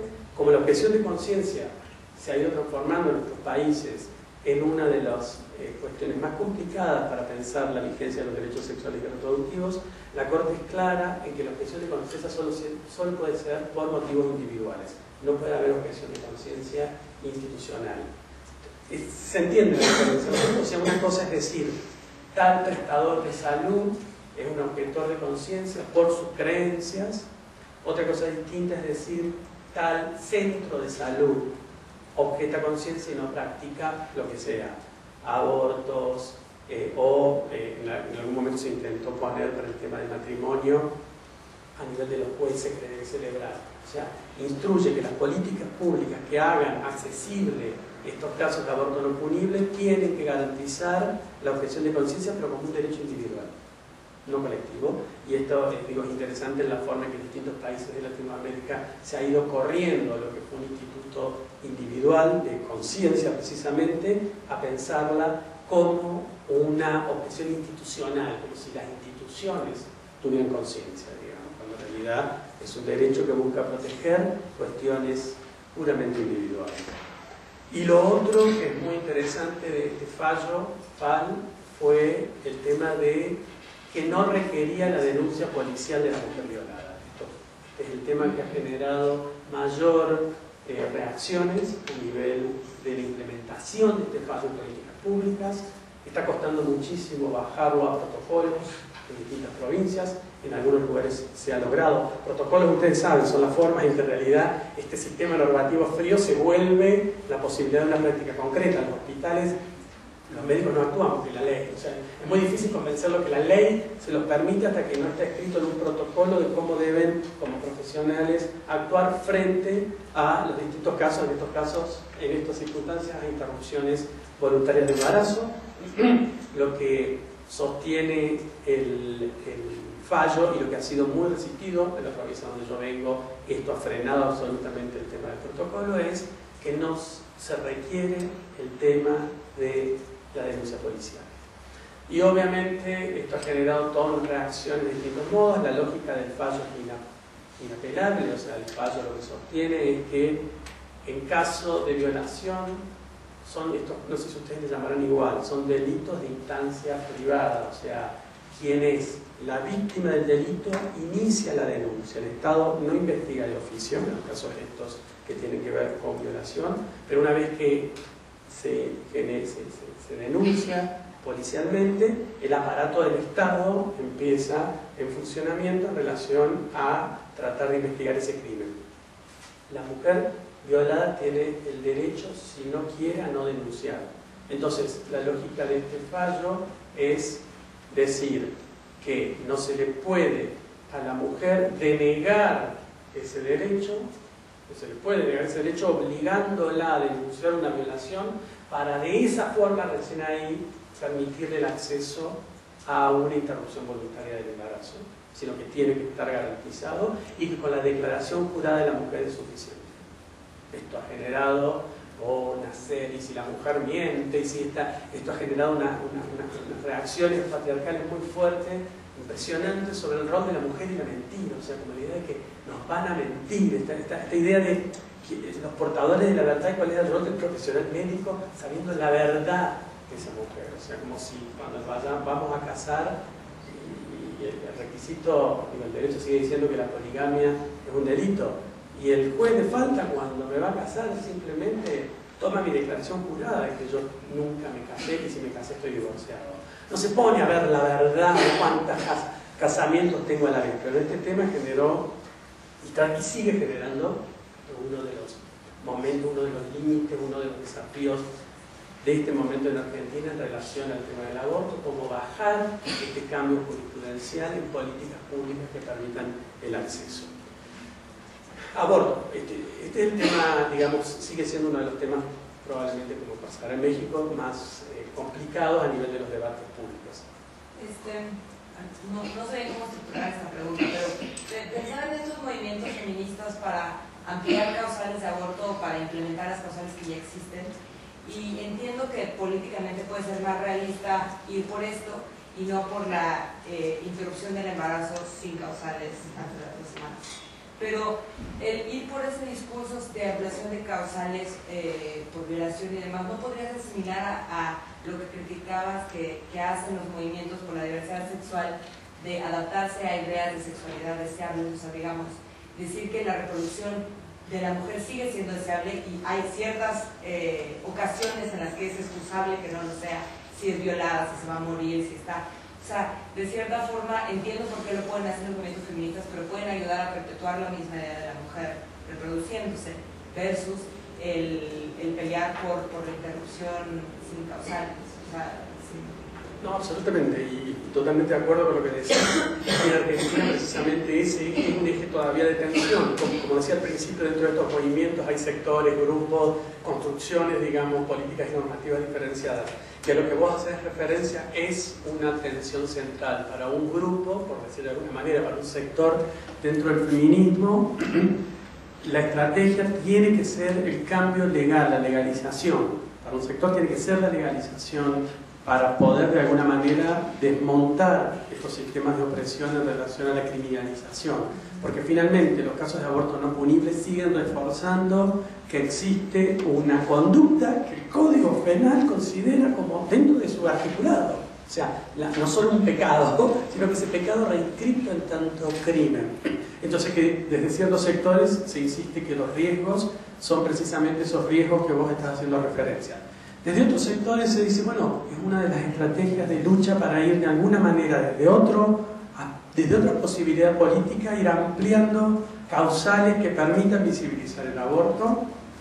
Y el caso FAL se toma como un éxito absoluto en relación a esta capacidad de ir cambiando la cultura política. La cultura política de Argentina, porque incluso va generando la idea de que hay lugares donde, digamos, lugares no marginales donde las mujeres pueden interrumpir sus embarazos en estos casos de aborto no punible. Pero la tensión está absolutamente puesta. Y a esto se suma una otra tensión que es re interesante, que asumo que la tienen también probablemente en México y en Argentina, sobre todo en el caso de un grupo súper interesante de lesbianas feministas, que es ni la ley, no es el Estado, no es la ley la que me tiene que dar el derecho a interrumpir un embarazo, gracias al misoprostol. Gracias a la forma, el derecho lo tengo yo y la capacidad es de articular la accesibilidad al medicamento que me permite interrumpir un embarazo. Si le sigo pidiendo a la ciencia o al derecho que me dé ese derecho, sigo corriéndome de un lugar mucho más interesante, una revolución mucho más interesante, que es la apropiación de ese derecho. Uno podría decir, una norma que no se aplica, acá los que enseñaron, que me ayuden, si queda alguno en nuestras regiones, una norma que no se aplica no existe. Y en el tema de criminalización del aborto, digo, hay casos de criminalización y en ciertos lugares hay mujeres detenidas, no vamos a minimizar, por supuesto, esa opresión. Pero si uno se pone a pensar en toda Latinoamérica, salvo DF, Uruguay, digamos, y algunas otras excepciones, es un crimen la interrupción de un embarazo, pero es el crimen, es el delito que más se lleva adelante. Entonces, en realidad no hay una coacción sobre la conducta. Sin duda hay un montón de consecuencias a nivel de salud pública, eso es indiscutible, pero lo que este otro grupo articula es, lo que hay que garantizar es el acceso a las mujeres a las formas para interrumpir sus embarazos. Y esto también tiene tradición de los 60. Cuando en Estados Unidos el aborto no es previo a Roe vs. Wade, no era todavía un derecho, las mujeres se juntaban y se explicaban y se enseñaban cómo interrumpir sus propios embarazos al margen de la ley. Y el misoprostol abrió como estrategia política una nueva alternativa. También hay muchas críticas. Acá lo que quiero es mostrar la complejidad de articulaciones de políticas al respecto. Abre una nueva alternativa que es la idea de que yo puedo volver a ser dueña de mi propio cuerpo y decidir de qué manera, qué momento y cómo interrumpo mi embarazo. Y que el profesional médico es cada vez menos necesario en ese proceso.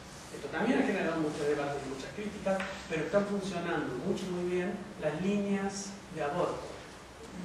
Líneas, piensen en Argentina, sigue siendo un delito, líneas donde las mujeres que quieren tener información, que quieren saber cómo acceder al misoprostol, pueden llamar y de alguna manera obtener información al respecto. Esto tiene toda una línea dentro del feminismo. Probablemente algunas de ustedes estarán familiarizados con Women on Waves, se llamaba la institución fascinante, o sea, Rebeca, y se me fue el apellido. Bueno, Rebeca algo, de los Países Bajos. Digo, las estrategias que ha habido desde el feminismo para articular acceso al derecho más allá del derecho, digo, al derecho más allá de la ley, el cual era un barco que iba a distintos países donde el aborto era un delito, por ejemplo, un caso muy sonante con Portugal, por ejemplo, salía con mujeres que querían interrumpir su embarazo, iban a aguas extraterritoriales, a jurisdicción internacional, donde el Estado dice, en este caso, el ejemplo que pongo Portugal, perdía derecho de fiscalización, porque después de las millas, que sea 100, 200.000, no me acuerdo, ya no es ámbito jurisdiccional de ese Estado, y se interrumpían los embarazos en, digamos, en aguas internacionales. Entonces, eso también como una estrategia política, porque eso siempre iba acompañado de mucha visibilidad, de mucha, digamos, de alguna manera, de una politización de la cuestión alrededor del tema del aborto y del justo de los regímenes de opresión y de criminalización en el proceso.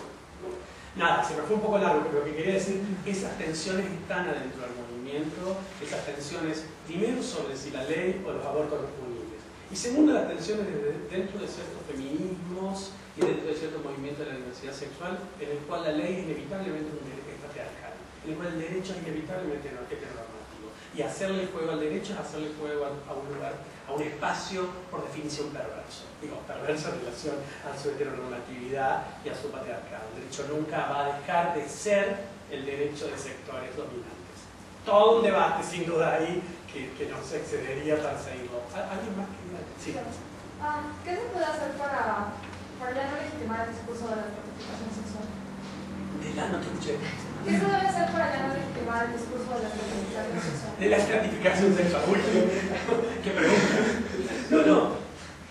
A ver, me parece que una de las cuestiones centrales, o sea, la pregunta puede obedecer a distintos espacios donde uno se la haga. En estos temas también estamos atravesados a nivel individual, o sea, no es solo la sexualidad de los otros y de las otras las que discutimos cuando discutimos los derechos sexuales y reproductivos, discutimos nuestras propias sexualidades, nuestras propias formas de pensarnos en el cuerpo, o sea, no sé, autora como Beatriz Preciado tiene una cosa muy interesante sobre esta idea. Si uno va a repensar la subjetividad política y la forma de liberarse a nivel de la subjetividad política, tiene que empezar por uno por una, tiene que empezar por la propia, digamos, liberación en su propia vida de los condicionamientos de estructuración en relación a la sexualidad.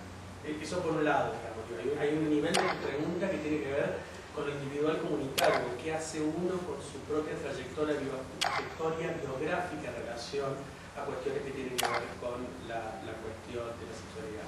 La otra pregunta que vos hacés tiene que ver, de acuerdo al ámbito donde uno lo piense. Yo creo sinceramente que el desafío de la política sexual contemporánea es sin duda desmontar, y yo sí creo que desmontar también en el derecho, las normas que de alguna manera restringen de forma exacerbada la cuestión de la libertad y la diversidad sexual, donde hay un lugar en el que el derecho sigue siendo un aparato legitimador de ciertos lugares de exclusión y opresión. Estoy de acuerdo y me parece fundamental.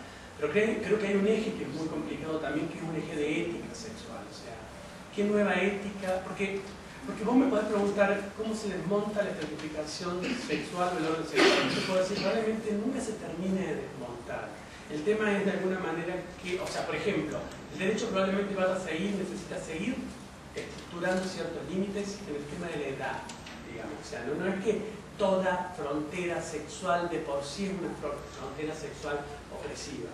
Pero sin duda, bajo el discurso de la naturaleza y de lo natural, hay una tendencia a construir fronteras que generan lugares de exclusión y de desigualdad. Y te decía en el otro sentido, yo creo que la ética y el discurso ético, por eso dije al principio que los derechos sexuales y reproductivos es una empresa ético-política. El discurso ético es un lugar relevante a nivel de la sexualidad. Por años hemos sido parte de culturas, insisto, incluidas por esto que hablábamos ayer en relación a la influencia de la Iglesia Católica, obsesionadas por la ética o la moralidad del acto sexual. ¿Por dónde? ¿Qué órganos se usan? ¿Para qué? O sea, como si la ética sexual se montara sobre ese lugar, sobre el órgano, que dónde se mete y para qué se lo mete, digamos. Digo, justamente lo que estos movimientos están poniendo en evidencia, y seguramente se nos han dicho algunos docentes, porque es parte de la forma en que se discute la ética. Ahora es una ética relacional. Mientras hay el otro, con las otras, con los otros, una capacidad de cuidado. Ese es el lugar de defensa de una ética sexual amplia y pluralista. No obsesionada con cuál es el órgano que se mete en qué órgano para qué, sino que tenga la capacidad de estructurarse en una ética del cuidado del otro y la otra que tienen parte en ese juego sexual. Me explico. Digo, para mí, por ejemplo, una vez leí un trabajo que me impactó por lo contraintuitivo, un teólogo judío que se me fue el nombre, que insistía que en los saunas, donde el sexo es anónimo, había una capacidad de ética en el reconocimiento y en el respeto del cuerpo del otro que muchas veces se minimizaba. Un cuidado a los límites que el otro, la otra persona, los otros ponen en juego en relación al momento del encuentro sexual. Y ahí me parece que ahí hay un desafío todavía muy abierto a las agendas de derechos sexuales, que es el desafío de defender las agendas avanzadas en la libertad y la igualdad, sin duda, pero que también implica redimensionar en la discusión democrática qué contenido le damos a esa libertad y a esa igualdad en el terreno de las políticas sexuales. ¿Está? Uy, me apasiona así, se me va. Vuelvo al relato. ¿Alguna otra intervención? Después no me culpen si no terminé conmigo. Perdón. No, toda la vida prefiero dialogar. Bueno. Me llamó un poco la atención, o sea, como me estoy preguntando hasta qué punto llega como la obligación del Estado de proveer a la mujer de los medios para abortar legalmente, porque, o sea, me llama la atención, o sea, entiendo que, o sea, que el Estado debe proveer de salud pública y, o sea, etcétera, pero me llama mucho la atención como cómo hablabas de esta idea de la emancipación del cuerpo de la mujer, como de totalmente fuera del Estado, y o sea, como decir, es que el Estado no tiene por qué meterse, pero al mismo tiempo como esta exigencia de decir, también pedirle al Estado que me provea, o sea, como de alguna manera o sea, no sé, me hizo un poco de ruido porque creo que también el Estado podría decir, bueno, es tu cuerpo, va, ¿no? O sea, yo no puedo darte los medios para, ¿no? Tal vez, o sea, no sé. Sí, si hubiera un politólogo en la sala, no, por favor. No, pero obviamente tú. Por eso la pregunta. No, porque, o sea, y sí creo que va por ahí un poco, o sea, como un poco o sea, sí, como esta idea liberal de decir, bueno, es mi cuerpo, no te metes. Absolutamente, hay un riesgo, o sea, hay un riesgo. La gramática liberal de derechos sexuales y reproductivos, uno de los riesgos centrales que hablábamos en algún momento de limitaciones que autoras como Leticia Sarsay están poniendo en debate constante cuando se piensa en los derechos sexuales y reproductivos. Ojo con la gramática con la que escribamos los derechos sexuales y reproductivos, porque si caemos en una gramática liberal de derechos individuales, las capacidades de rearticular nuevos lugares de exclusión y de dominación se intensifican. Porque no solo tenemos que pensar el tema del derecho, sino que tenemos que pensar, a lo que vos nos estás empujando, es el rol del Estado en las sociedades contemporáneas. O sea, el rol del Estado y en qué gramática incorporamos la vinculación entre Estado y población.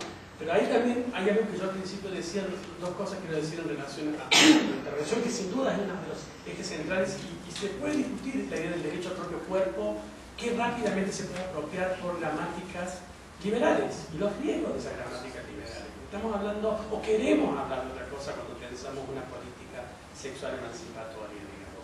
Pero de alguna manera, sin dudas, lo que sí me parece que es importante rediscutir es que estas prácticas preexisten a los sistemas legales. Estas prácticas de pareja del mismo sexo, estas prácticas de sexualidades diversas, estas prácticas de interrupción de embarazo, estas prácticas son históricas. Lo que de alguna manera también se está rearticulando es el rol del Estado en relación a esas prácticas y al juego restrictivo en esas prácticas. El tema de las políticas públicas para mí es un tema muy complicado por varios motivos. Y uno de los motivos por los que es complicado, no hay duda que estos, como también lo han venido discutiendo en distintos encuentros que han tenido, los derechos sexuales y reproductivos no se pueden pensar aislados de otras relaciones de poder en las sociedades contemporáneas. Los derechos sexuales y reproductivos no se pueden pensar aislados de otras estructuras de desigualdad en la sociedad contemporánea. Y particularmente, entre otras, obviamente el racismo y la clase social. O sea, no podemos pensar en una sociedad como la latinoamericana, que nos seguimos caracterizando por ser las sociedades más desiguales del mundo, no podemos pensar los derechos sexuales y reproductivos si no lo pensamos en su término que no me gusta mucho, pero se explica lo que quiere decir, interseccionalidad con un sistema de clase social. Entonces, de alguna manera, ahí sí me parece que el debate sobre las políticas públicas se vuelve un debate de accesibilidad, no de reconocimiento del derecho al otro en tanto el otro o la otra se considera que ese derecho lo tiene, sino de la capacidad que muchas veces implica el acceso a recursos para poder de alguna manera implementar de manera realmente autónoma y libre las decisiones personales que uno quiere tomar. ¿Me explico? Sí, sí. Pero el otro eje que vos planteaste es crucial, digamos, y tiene que ver con, insisto, y soy un poquito redundante, pero también rediscutir la gramática liberal en la que se inscriben muchas veces los derechos sexuales y reproductivos. Si lo hacemos por cuestiones estratégicas, porque es el discurso que nos ayuda a litigar, a discutir en los parlamentos, a llevarlo a la agenda pública, digo, no quiero decir está bien, pero entiendo. Pero ojo, que lo que estamos debatiendo es otra cosa, estamos debatiendo un orden, una forma de poder que de alguna manera tiene una gramática distinta al reconocimiento de derechos individuales dentro de una matriz liberal de derechos.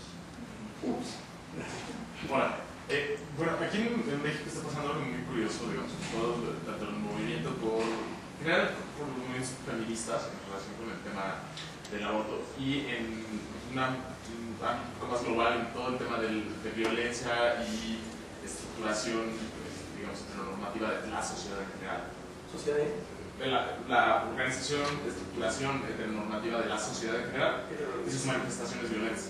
Y esto tiene que ver con cómo se ha articulado desde hace unos como 6 años aquí en México todos esos discursos feministas alrededor del campo de lo penal y cómo se han ido anclando demandas y se han ido anclando pues, reconocimiento de derechos a la par del campo feminista hacia el ámbito de lo que ahora se conoce como la política de las víctimas del delito. Ya es un campo, digamos, político muy poderoso y que tiene alcances no nada más locales en cada estado de la República, sino ya tiene un alcance nacional y una cobertura en sí jurídica, normativa nacional. Y esto lo que voy es, digamos, hace unos 4 años hubo una acción de inconstitucionalidad en contra de uno de estos protocolos médicos, una norma oficial mexicana para atender a mujeres víctimas de violencia. Y va justo con el tema de la Corte Argentina a establecer si era necesaria o no la denuncia para declarar a una víctima de violación o víctima de delito y poder acceder obviamente a la interrupción legal de su embarazo. Entonces me gustaría conocer, digamos, tu opinión a esta penalización, digamos, del acceso a los derechos sexuales. Sí, ese es un debate. Yo no soy un especialista, pero voy a dar una opinión, digamos. Es uno de los debates más complejos, porque sin duda, para el discurso jurídico, la idea de una víctima suele ser central en la capacidad de generar reconocimientos de derechos. O sea, hay un discurso alrededor de la víctima que suele ser muy poderoso en la capacidad de reconocer ciertos tipos de derechos y suele ser estratégicamente muy importante. Pero a la vez reinscribe una forma de subjetividad política complicada si lo que estamos pensando es liberación y emancipación. Entonces ahí hay una tensión muy interesante y en los temas de homofobia María Mercedes Gómez ha trabajado estos temas y sin duda es un tema complejo porque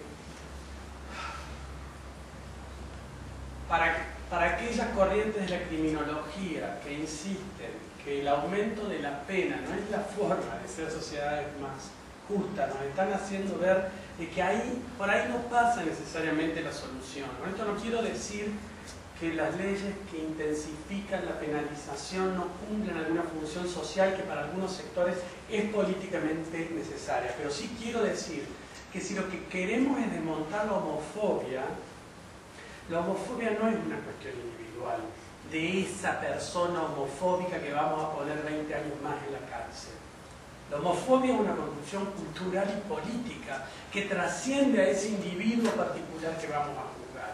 Entonces, al margen de que si le damos o no más pena, ojo con el desplazamiento de pensar que, por ejemplo, la homofobia tiene que ver con esa víctima y ese victimario, cuando estamos hablando de construcciones políticas y culturales.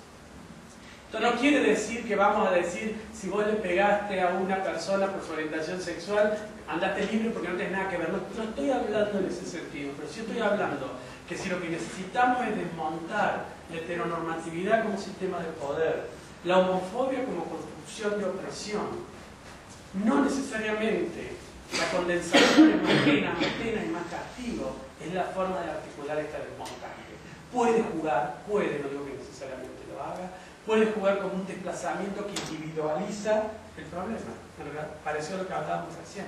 Puede entrar en una gramática en la cual la homofobia es esa persona concreta y la soluciono con una punibilidad exacerbada. Y ya está. Nos quedamos como sociedad, de alguna manera, gemianamente hablando, mucho más coherentes, mucho más tranquilos, mucho más felices, porque le pusimos en vez de 20, 30. Ahora, si creemos, como yo creo, que la homofobia es una construcción política y cultural que trasciende, si no desmontamos esos lugares de estratificación desigual que implican otros desafíos, sin duda mucho más difíciles, sin duda mucho más complejos, sin duda a la que no tenemos respuestas tan concretas para dar, nos quedamos con una dimensión de lo que implica, de alguna manera, la cuestión de la desigualdad y la opresión, en este caso por cuestiones de la orientación sexual. ¿Me expliqué? Y por el lado, digamos, de la reivindicación feminista... ¿De feminicidios? Cuando el tema de feminicidios, ¿no? El tema, por ejemplo, de acceso al aborto, sí, como un derecho de víctima y no sí, como una reivindicación así de derecho, cuerpo, mujer, etc. A mí me cuesta mucho, yo estoy en contra del discurso de la víctima, pero me cuesta mucho criticar aquellas estrategias que se basan en el discurso de la víctima, porque también a veces son necesarias en sociedades muy opresivas y restrictivas. No sé si me explico. Y en mí, y esto ya es una opinión individual, digamos, en mi cuestión yo no es que estoy en contra del discurso de la víctima, me parece imprescindible como estrategia, pero como estrategia. Digo, ahí es donde me parece que a veces la estrategia se nos va a la construcción de la subjetividad política, se nos va a la construcción de pensar que con el discurso sobre la víctima y la más o menos pena solucionamos el problema político-cultural de fondo. Entonces, de alguna manera, sería muy injusto si yo me pusiera a juzgar todos esos movimientos que han hecho del trabajo de la víctima en lugar de reconocimiento de ciertos derechos y que han logrado poner incluso en la agenda pública cuestiones que estaban invisibilizadas. Dicho esto, sí siempre creo que son discursos que quedan a mitad del camino si lo que queremos son sujetos y sujetas empoderados en esos lugares. Sí creo que son discursos que quedan a mitad del camino si los esencializamos desde el lugar. Si son estratégicos, como el discurso de la apelación a la naturaleza, si Dios me hizo así es porque Dios me ama, y si Dios me ama, todos me tienen que amar, si sirven, que sirvan. Pero no los compremos de todo, sería. Si sirve, que sirva. Laicidad, si sirve, que sirva como estructura, como forma, como horizonte normativo para las democracias contemporáneas.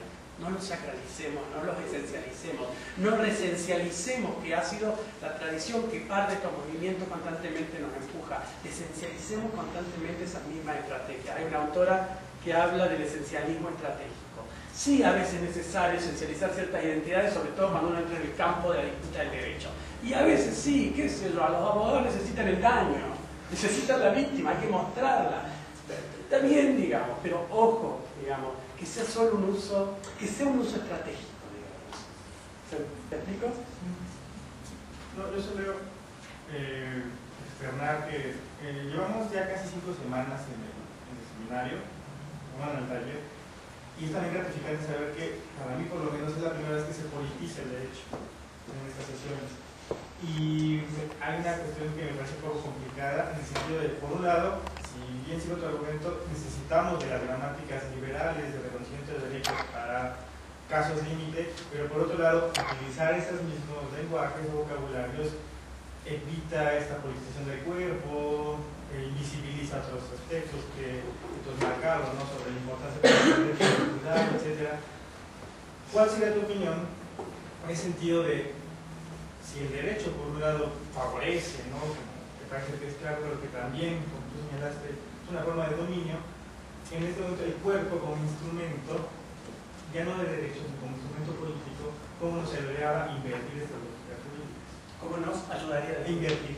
Bueno, hay algunos autores que sostienen que precisamente la necesidad de escribir el cuerpo dentro de los debates del derecho es la forma posible de revertir gramáticas liberales de construcción, pero también está la crítica a la que hice referencia recién, o sea, la limitación del derecho a mi propio cuerpo si fuera un derecho individual, digamos, de alguna manera. O sea, la tensión está montada ahí, creo, y para mí personalmente, tal vez hay alguna feminista que probablemente conozcan y que ha planteado esta tensión para mí de manera más interesante con el derecho es Nancy Fraser. O sea, para mí Nancy Fraser ahí logra de alguna manera complejizar complejizar estas formas de articulación de lo que ella llama remedios a las injusticias. O sea, por un lado, complejizar este juego de lo que son las injusticias por clase o por cuestiones vinculadas al género o a la sexualidad, y a la vez entender que existen remedios diferentes que generan políticas y reacciones distintas.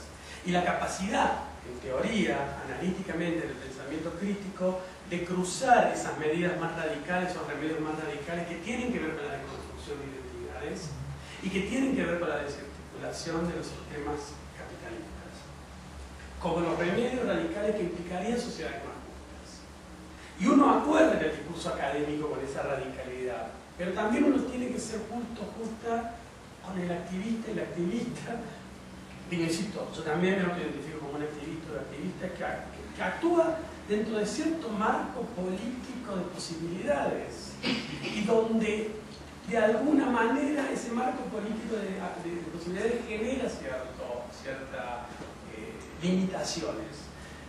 Insisto, no quiero ser injusto con cierto activismo que realmente cree convencido, como probablemente pasó en México, pasó en Argentina, que reformar el Código Civil para permitir la ley de matrimonio igualitario es un paso central para democracias más plurales, amplias. Y creo que en algún lado tiene razón, pero también creo que en algún lado tiene razón las críticas a ese movimiento, en donde estamos y seguimos reificando y naturalizando y legitimando un tipo de vínculo en la intimidad, una forma de la vida íntima, una forma de la construcción de la familia que sigue atada al constructo del matrimonio. Y donde perdemos una posibilidad valiosa de repensarnos precisamente como sujetas de otro tipo de vínculos y de intimidades que trascienden la estructura del régimen matrimonial con su característica, no sé, fidelidad, amor, entrega, sexualidad, cuando la intimidad de la mayoría de nosotros y de nosotras pasa muchas veces por otro lado, porque no estamos hablando de ciencia ficción. Estamos hablando que las instituciones que seguimos construyendo como ideales normativos no son las que habitamos, no son las no son las que muchos y muchas de nosotros habitamos. Esa construcción de un matrimonio, de una articulación. Ahora, dicho eso, si alguien me dice, sí, bueno, pero yo me enamoré como mujer o como hombre, de un hombre o una mujer de otro país que está acá como ilegal, y si a mí no me reconocían el derecho, yo no podía ni siquiera cohabitar en el mismo ciudad con la persona con la que quiero estar, y sí, digo, y sí, la reforma del matrimonio amplía esa posibilidad de derecho, pero insisto, ¿qué es la definición de lo político que está atrás y cuál es el lugar de liberación al que queremos alcanzar? O en vinculación a tu pregunta, ¿cómo se desmonta esa estructura de opresión en relación a la sexualidad? Me fui un poquito de tu pregunta, pero bueno. Pero digo, no tengo respuesta necesariamente para estas intervenciones. Creo que acompaño la complejidad de lo que estamos tocando. Y sí creo, y ahí sí creo, donde el feminismo nos enseñó algo muy interesante, que también desandar las fronteras entre activismo y academia. También entender que la universidad y la academia tienen un rol central dentro del activismo y donde esas fronteras son porosas y que existieran. Y en ese sentido yo creo en el pensamiento crítico, creo que en esa cuestión que articula activismo y academia de pensar constantemente de manera crítica las instituciones que vamos reconstruyendo, y ensayo y error, y le vamos pifiando y vamos ganando, pero siempre pensando que el derecho no es un juego sencillo en ese sentido, porque el derecho sin duda que debe ser desmontado en el lugar del poder, pero también tiene una capacidad de renaturalizar ciertos tipos de constructos que también es riesgoso en ese juego del derecho. Me fui muy lejos, ¿no? Vuelvo un poco, me encanta porque no hay cosa que me guste más que salir de mi agenda. Y ahora me doy cuenta, me fui de mi propio micrófono. Claro, me habías pedido que no lo hiciera. Por tiempo que nos queda, solo no voy a llegar a lo que pretendía dar, pero me parece mucho más interesante estos intercambios. Solo mencionar el material, yo ya se lo envié a Estefania, si quieren, o quieren algún otro material en esta dirección, les puedo acercar un poco más. Solo mencionar 2 o 3 puntitos de lo que iba a ser mi segunda hora de intervención, respetando los 10 minutos que nos quedan de tiempo. ¿Cómo lo hago corto? Vamos a hacer así. La identidad de género solo lo quiero nombrar porque realmente Argentina en 2012 tuvo un proceso alucinante sobre una reforma, se creó una ley nacional de identidad de género que es, bueno, ahora voy a reforzar el estereotipo argentino, la mejor del mundo, digamos. Una ley de identidad de género asombrosa, que define la identidad de género en base a los principios de Yogyakarta, o sea, que considera que la identidad de género es la identidad autopercibida, como el individuo se siente como consciente de la persona, y no importa si esa identidad de género corresponde a la identidad asignada al momento de nacer. O sea, una definición, o sea, el principio de Yogyakarta tiene la definición más avanzada a nivel de lo que ha sido receptada en debates de derecho internacional. Se hizo ley en el año 2012, el activismo trans, intersex fue central en estas cuestiones. Derecho al cambio registral sin ningún tipo de requisito más que decir yo me siento de tal identidad de género y como no corresponde a la que se me asignó al momento de nacer, un trámite básico administrativo me tiene que cambiar el nombre en el registro, o sea, yo voy y no tengo que adecuarme externamente a ningún estereotipo de género. Es lo que yo siento. Si a mí se me asignó como hombre o como mujer, inmediatamente yo, si me identifico, si me siento de un sexo distinto al que fui asignado por cuestiones biológicas, el Estado me reconoce el derecho a cambiar registralmente. No tengo que adecuar, no tengo que operar, no tengo que vestirme como los estereotipos de ese otro sexo con el que me identifican o me indican. Y no solo eso, la ley garantiza el acceso a cirugías y a hormonas y a tratamientos hormonales a aquellas personas que así lo deseen, que quieran readecuar su cuerpo a la identidad genérica percibida. O sea, voluntario, las obras sociales en la salud pública tienen que generar ese acceso a los individuos, a las personas que se identifiquen con un sexo diferente al asignado al nacer, un género diferente asignado al nacer. Una ley que se la recomiendo leerla porque realmente se plasma en un instrumento legal, por supuesto que a nivel de implementación de políticas públicas siempre es un juego que tiene sus complejidades. Y déjenme solamente usar los últimos minutos para referirme a lo que probablemente iba a ser el centro de la exposición de hoy, y tiene que ver con cómo pensar, cómo se dio esta rearticulación de lo religioso y lo político en el tema de la ley de matrimonio igualitario. Como les decía, en el año 2010 en Argentina se debatió el derecho de las parejas del mismo sexo al matrimonio, similar a lo que, digamos, pasó en el Instituto Federal. Fue un debate público muy intenso, realmente no se sabía hasta el último momento si esa reforma del Código Civil iba a funcionar. Insisto, el sistema argentino, acuérdense que es un Código Civil nacional, o sea, se regula a nivel nacional, no es que cada provincia tiene sus códigos, sino que es un único código, entonces lo debate el Parlamento Nacional. Y de alguna manera, ese debate permitió, y voy a ser muy esquemático, visibilizar algunas de las cuestiones a las que hacía referencia ayer en una posición un poquito más abstracta y que quería bajárselos de forma más concreta, y quiero por lo pronto marcar dos o tres cuestiones que a mí me parecen relevantes y que seguramente compartirán de la experiencia en México. O sea, en primer lugar, por supuesto, que los sectores de oposición a el proyecto de ley que buscaba la reforma del Código Civil fueron sobre todo las jerarquías religiosas.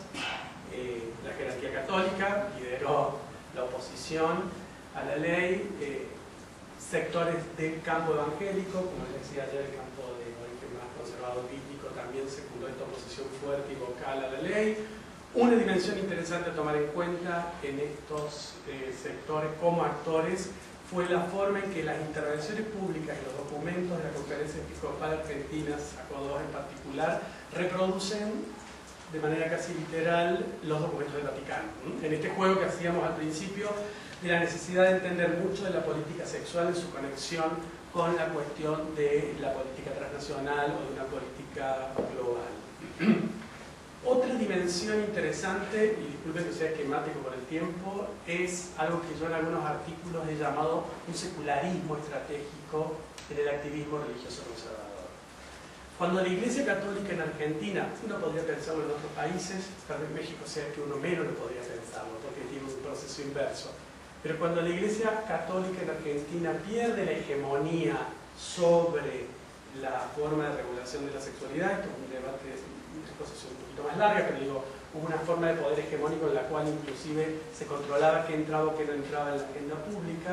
Cuando los movimientos feministas y por la diversidad sexual empiezan a avanzar por sus agendas, se produce algo que he denominado como politización reactiva de lo religioso. Para entender de alguna manera ciertas dimensiones de los vínculos entre religión y política, ciertas formas de actuar y ciertas narrativas o discursos de los sectores religiosos conservadores, es importante entender esta politización que generan como confrontando el avance de los derechos sexuales y reproductivos. Hay en el antagonismo entre grupos políticos también algo mimético. Uno termina generando ciertas estructuras parecidas a las de ese oponente antagónico. Y en los sectores religiosos conservadores también uno puede ver cierto antagonismo mimético. Y en tema de la sexualidad se dio este desplazamiento, por falta de un mejor nombre le llamé secularismo estratégico, este uso en la esfera pública por parte de la jerarquía católica de argumentos en su gran mayoría basados en lo que uno podría tipificar como argumentos seculares. O sea, yo tengo un grupo de investigación con el que hemos venido haciendo relevamiento de los tipos de argumentos que se ponen en la esfera pública desde la jerarquía católica, desde los documentos de la Conferencia Episcopal Argentina, y es impactante ver cómo se ha ido produciendo. No es que esto sea nuevo en la tradición de la Iglesia Católica, la apelación a discursos racionales o seculares, pero en el tema de la política sexual se empezó a desplazar de manera notable la argumentación a nivel de formas de argumentaciones basadas en tipos de narrativas seculares, conocimientos científicos, debates bioéticos, de formas de pensar el derecho. O sea, ya cada vez son menos, incluso la propia jerarquía católica, cuando habla públicamente en los debates, no habla a través de la Biblia, del párrafo de la Biblia, sino que lo que pone en juego son argumentos seculares. O sea, digo, primer dilema muy fuerte para esto de la laicidad que estábamos tratando de pensar ayer. ¿Qué significa un sacerdote hablando de ciencia? Es una persona religiosa que hace un discurso secular, es la traducción a la que Habermas nos empuja que tenemos que hacer como sociedad democrática. Digo, nos desarma de alguna manera esta dicotomía tan fácil de lo religioso y lo secular.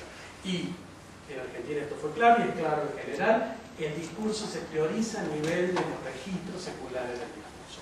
Me podrán decir que es mala ciencia, etcétera, etcétera. Las investigaciones que circularon tuvieron que ver en su mayoría sobre el riesgo psicológico para los niños y niñas criados en hogares homoparentales, este pánico moral del que nos habla Gail Rubin, que surge en estos momentos de cambio de las jerarquías sexuales.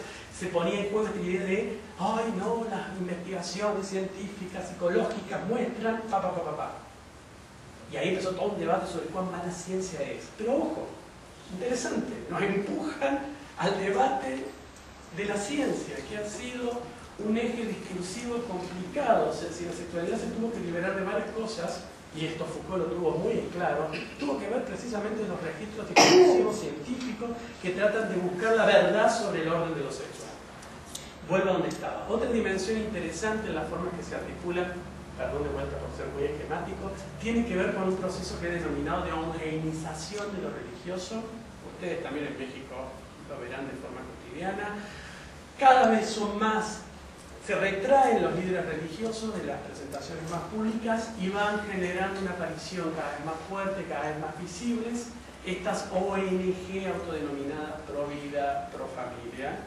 Hay en Argentina, también con el grupo de investigación, no voy a tener tiempo para presentar los resultados, pero hemos hecho una investigación tipificando, sobre todo José Manuel Morán Faúndez, tipificando cuándo han sido generadas estas organizaciones en los distintos momentos históricos en Argentina, y en general, si bien hay algunas que vienen desde el principio del siglo XX, sobre todo en 1930, como parte de un proyecto político del catolicismo integralista en su momento, en su momento, el mayor porcentaje de ONGs autodenominadas pro vida, pro familia son de mediados de los 90.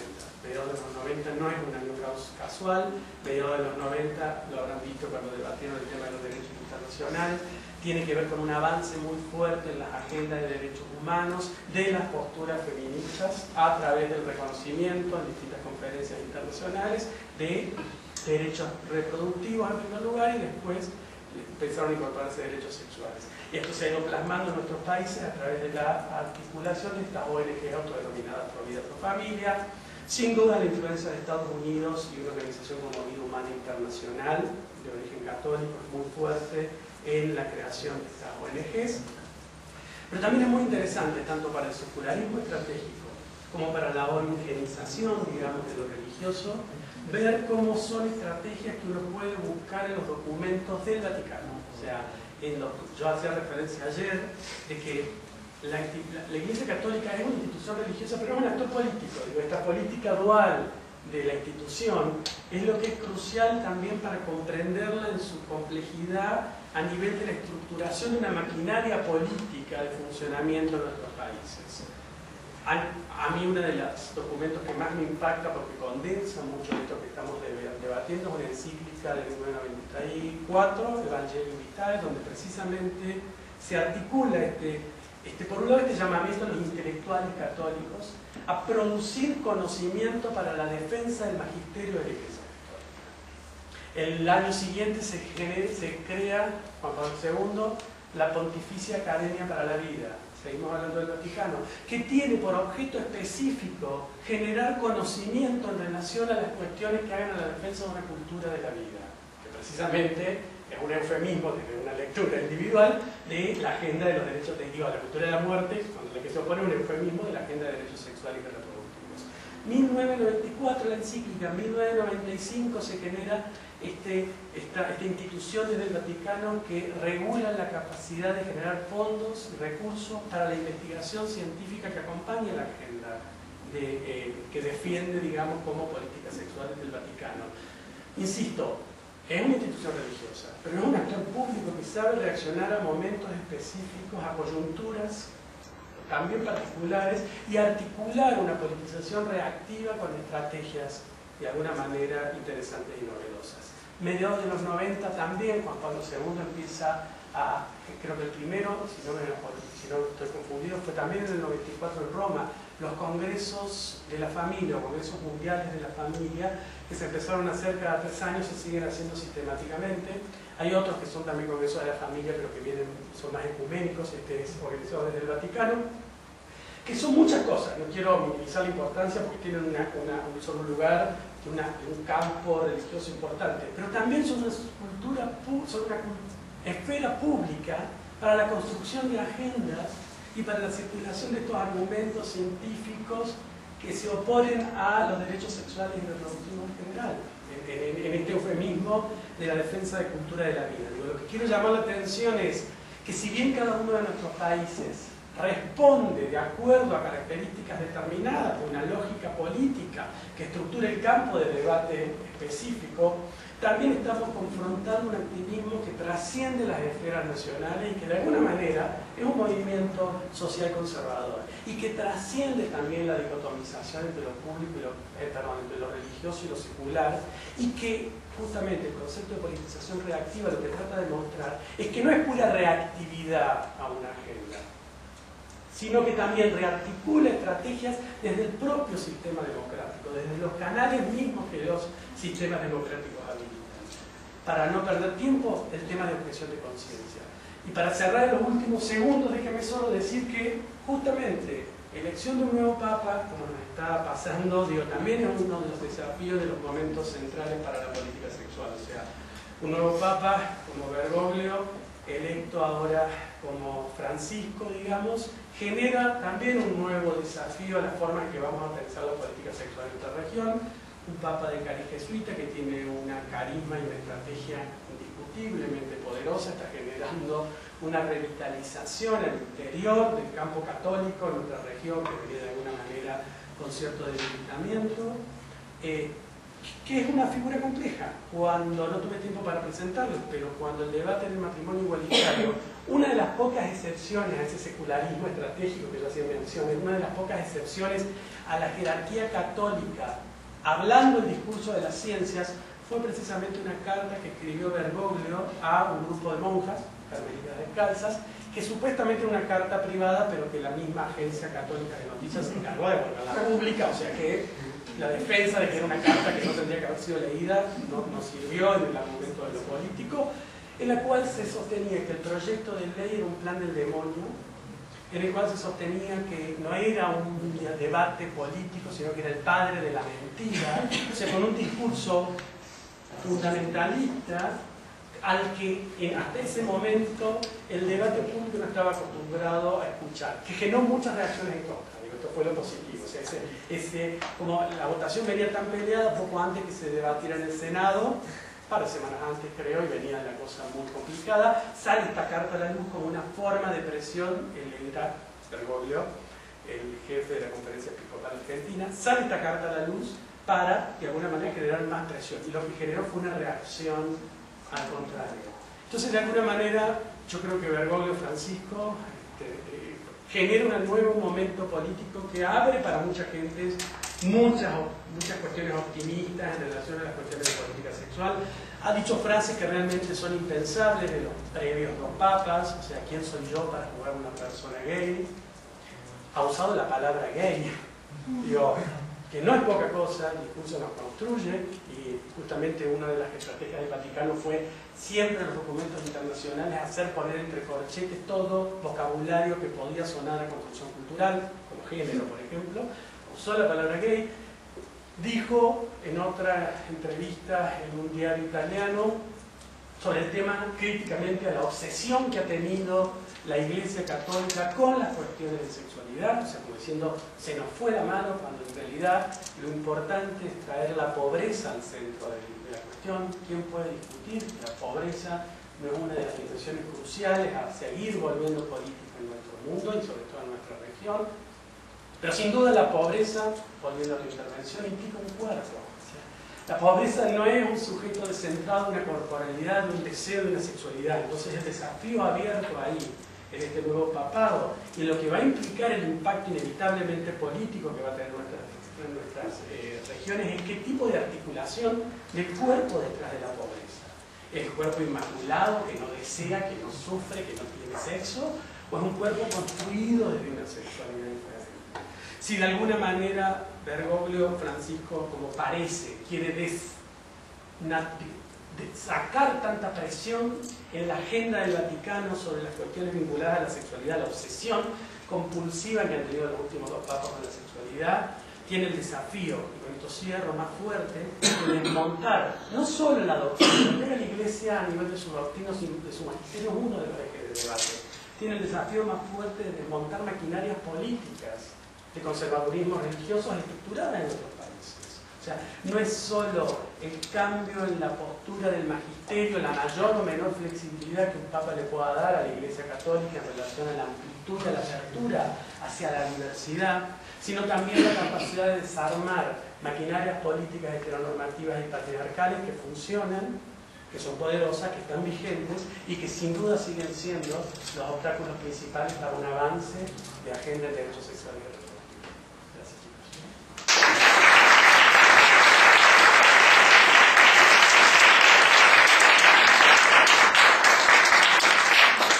Hace 5 minutos nada más.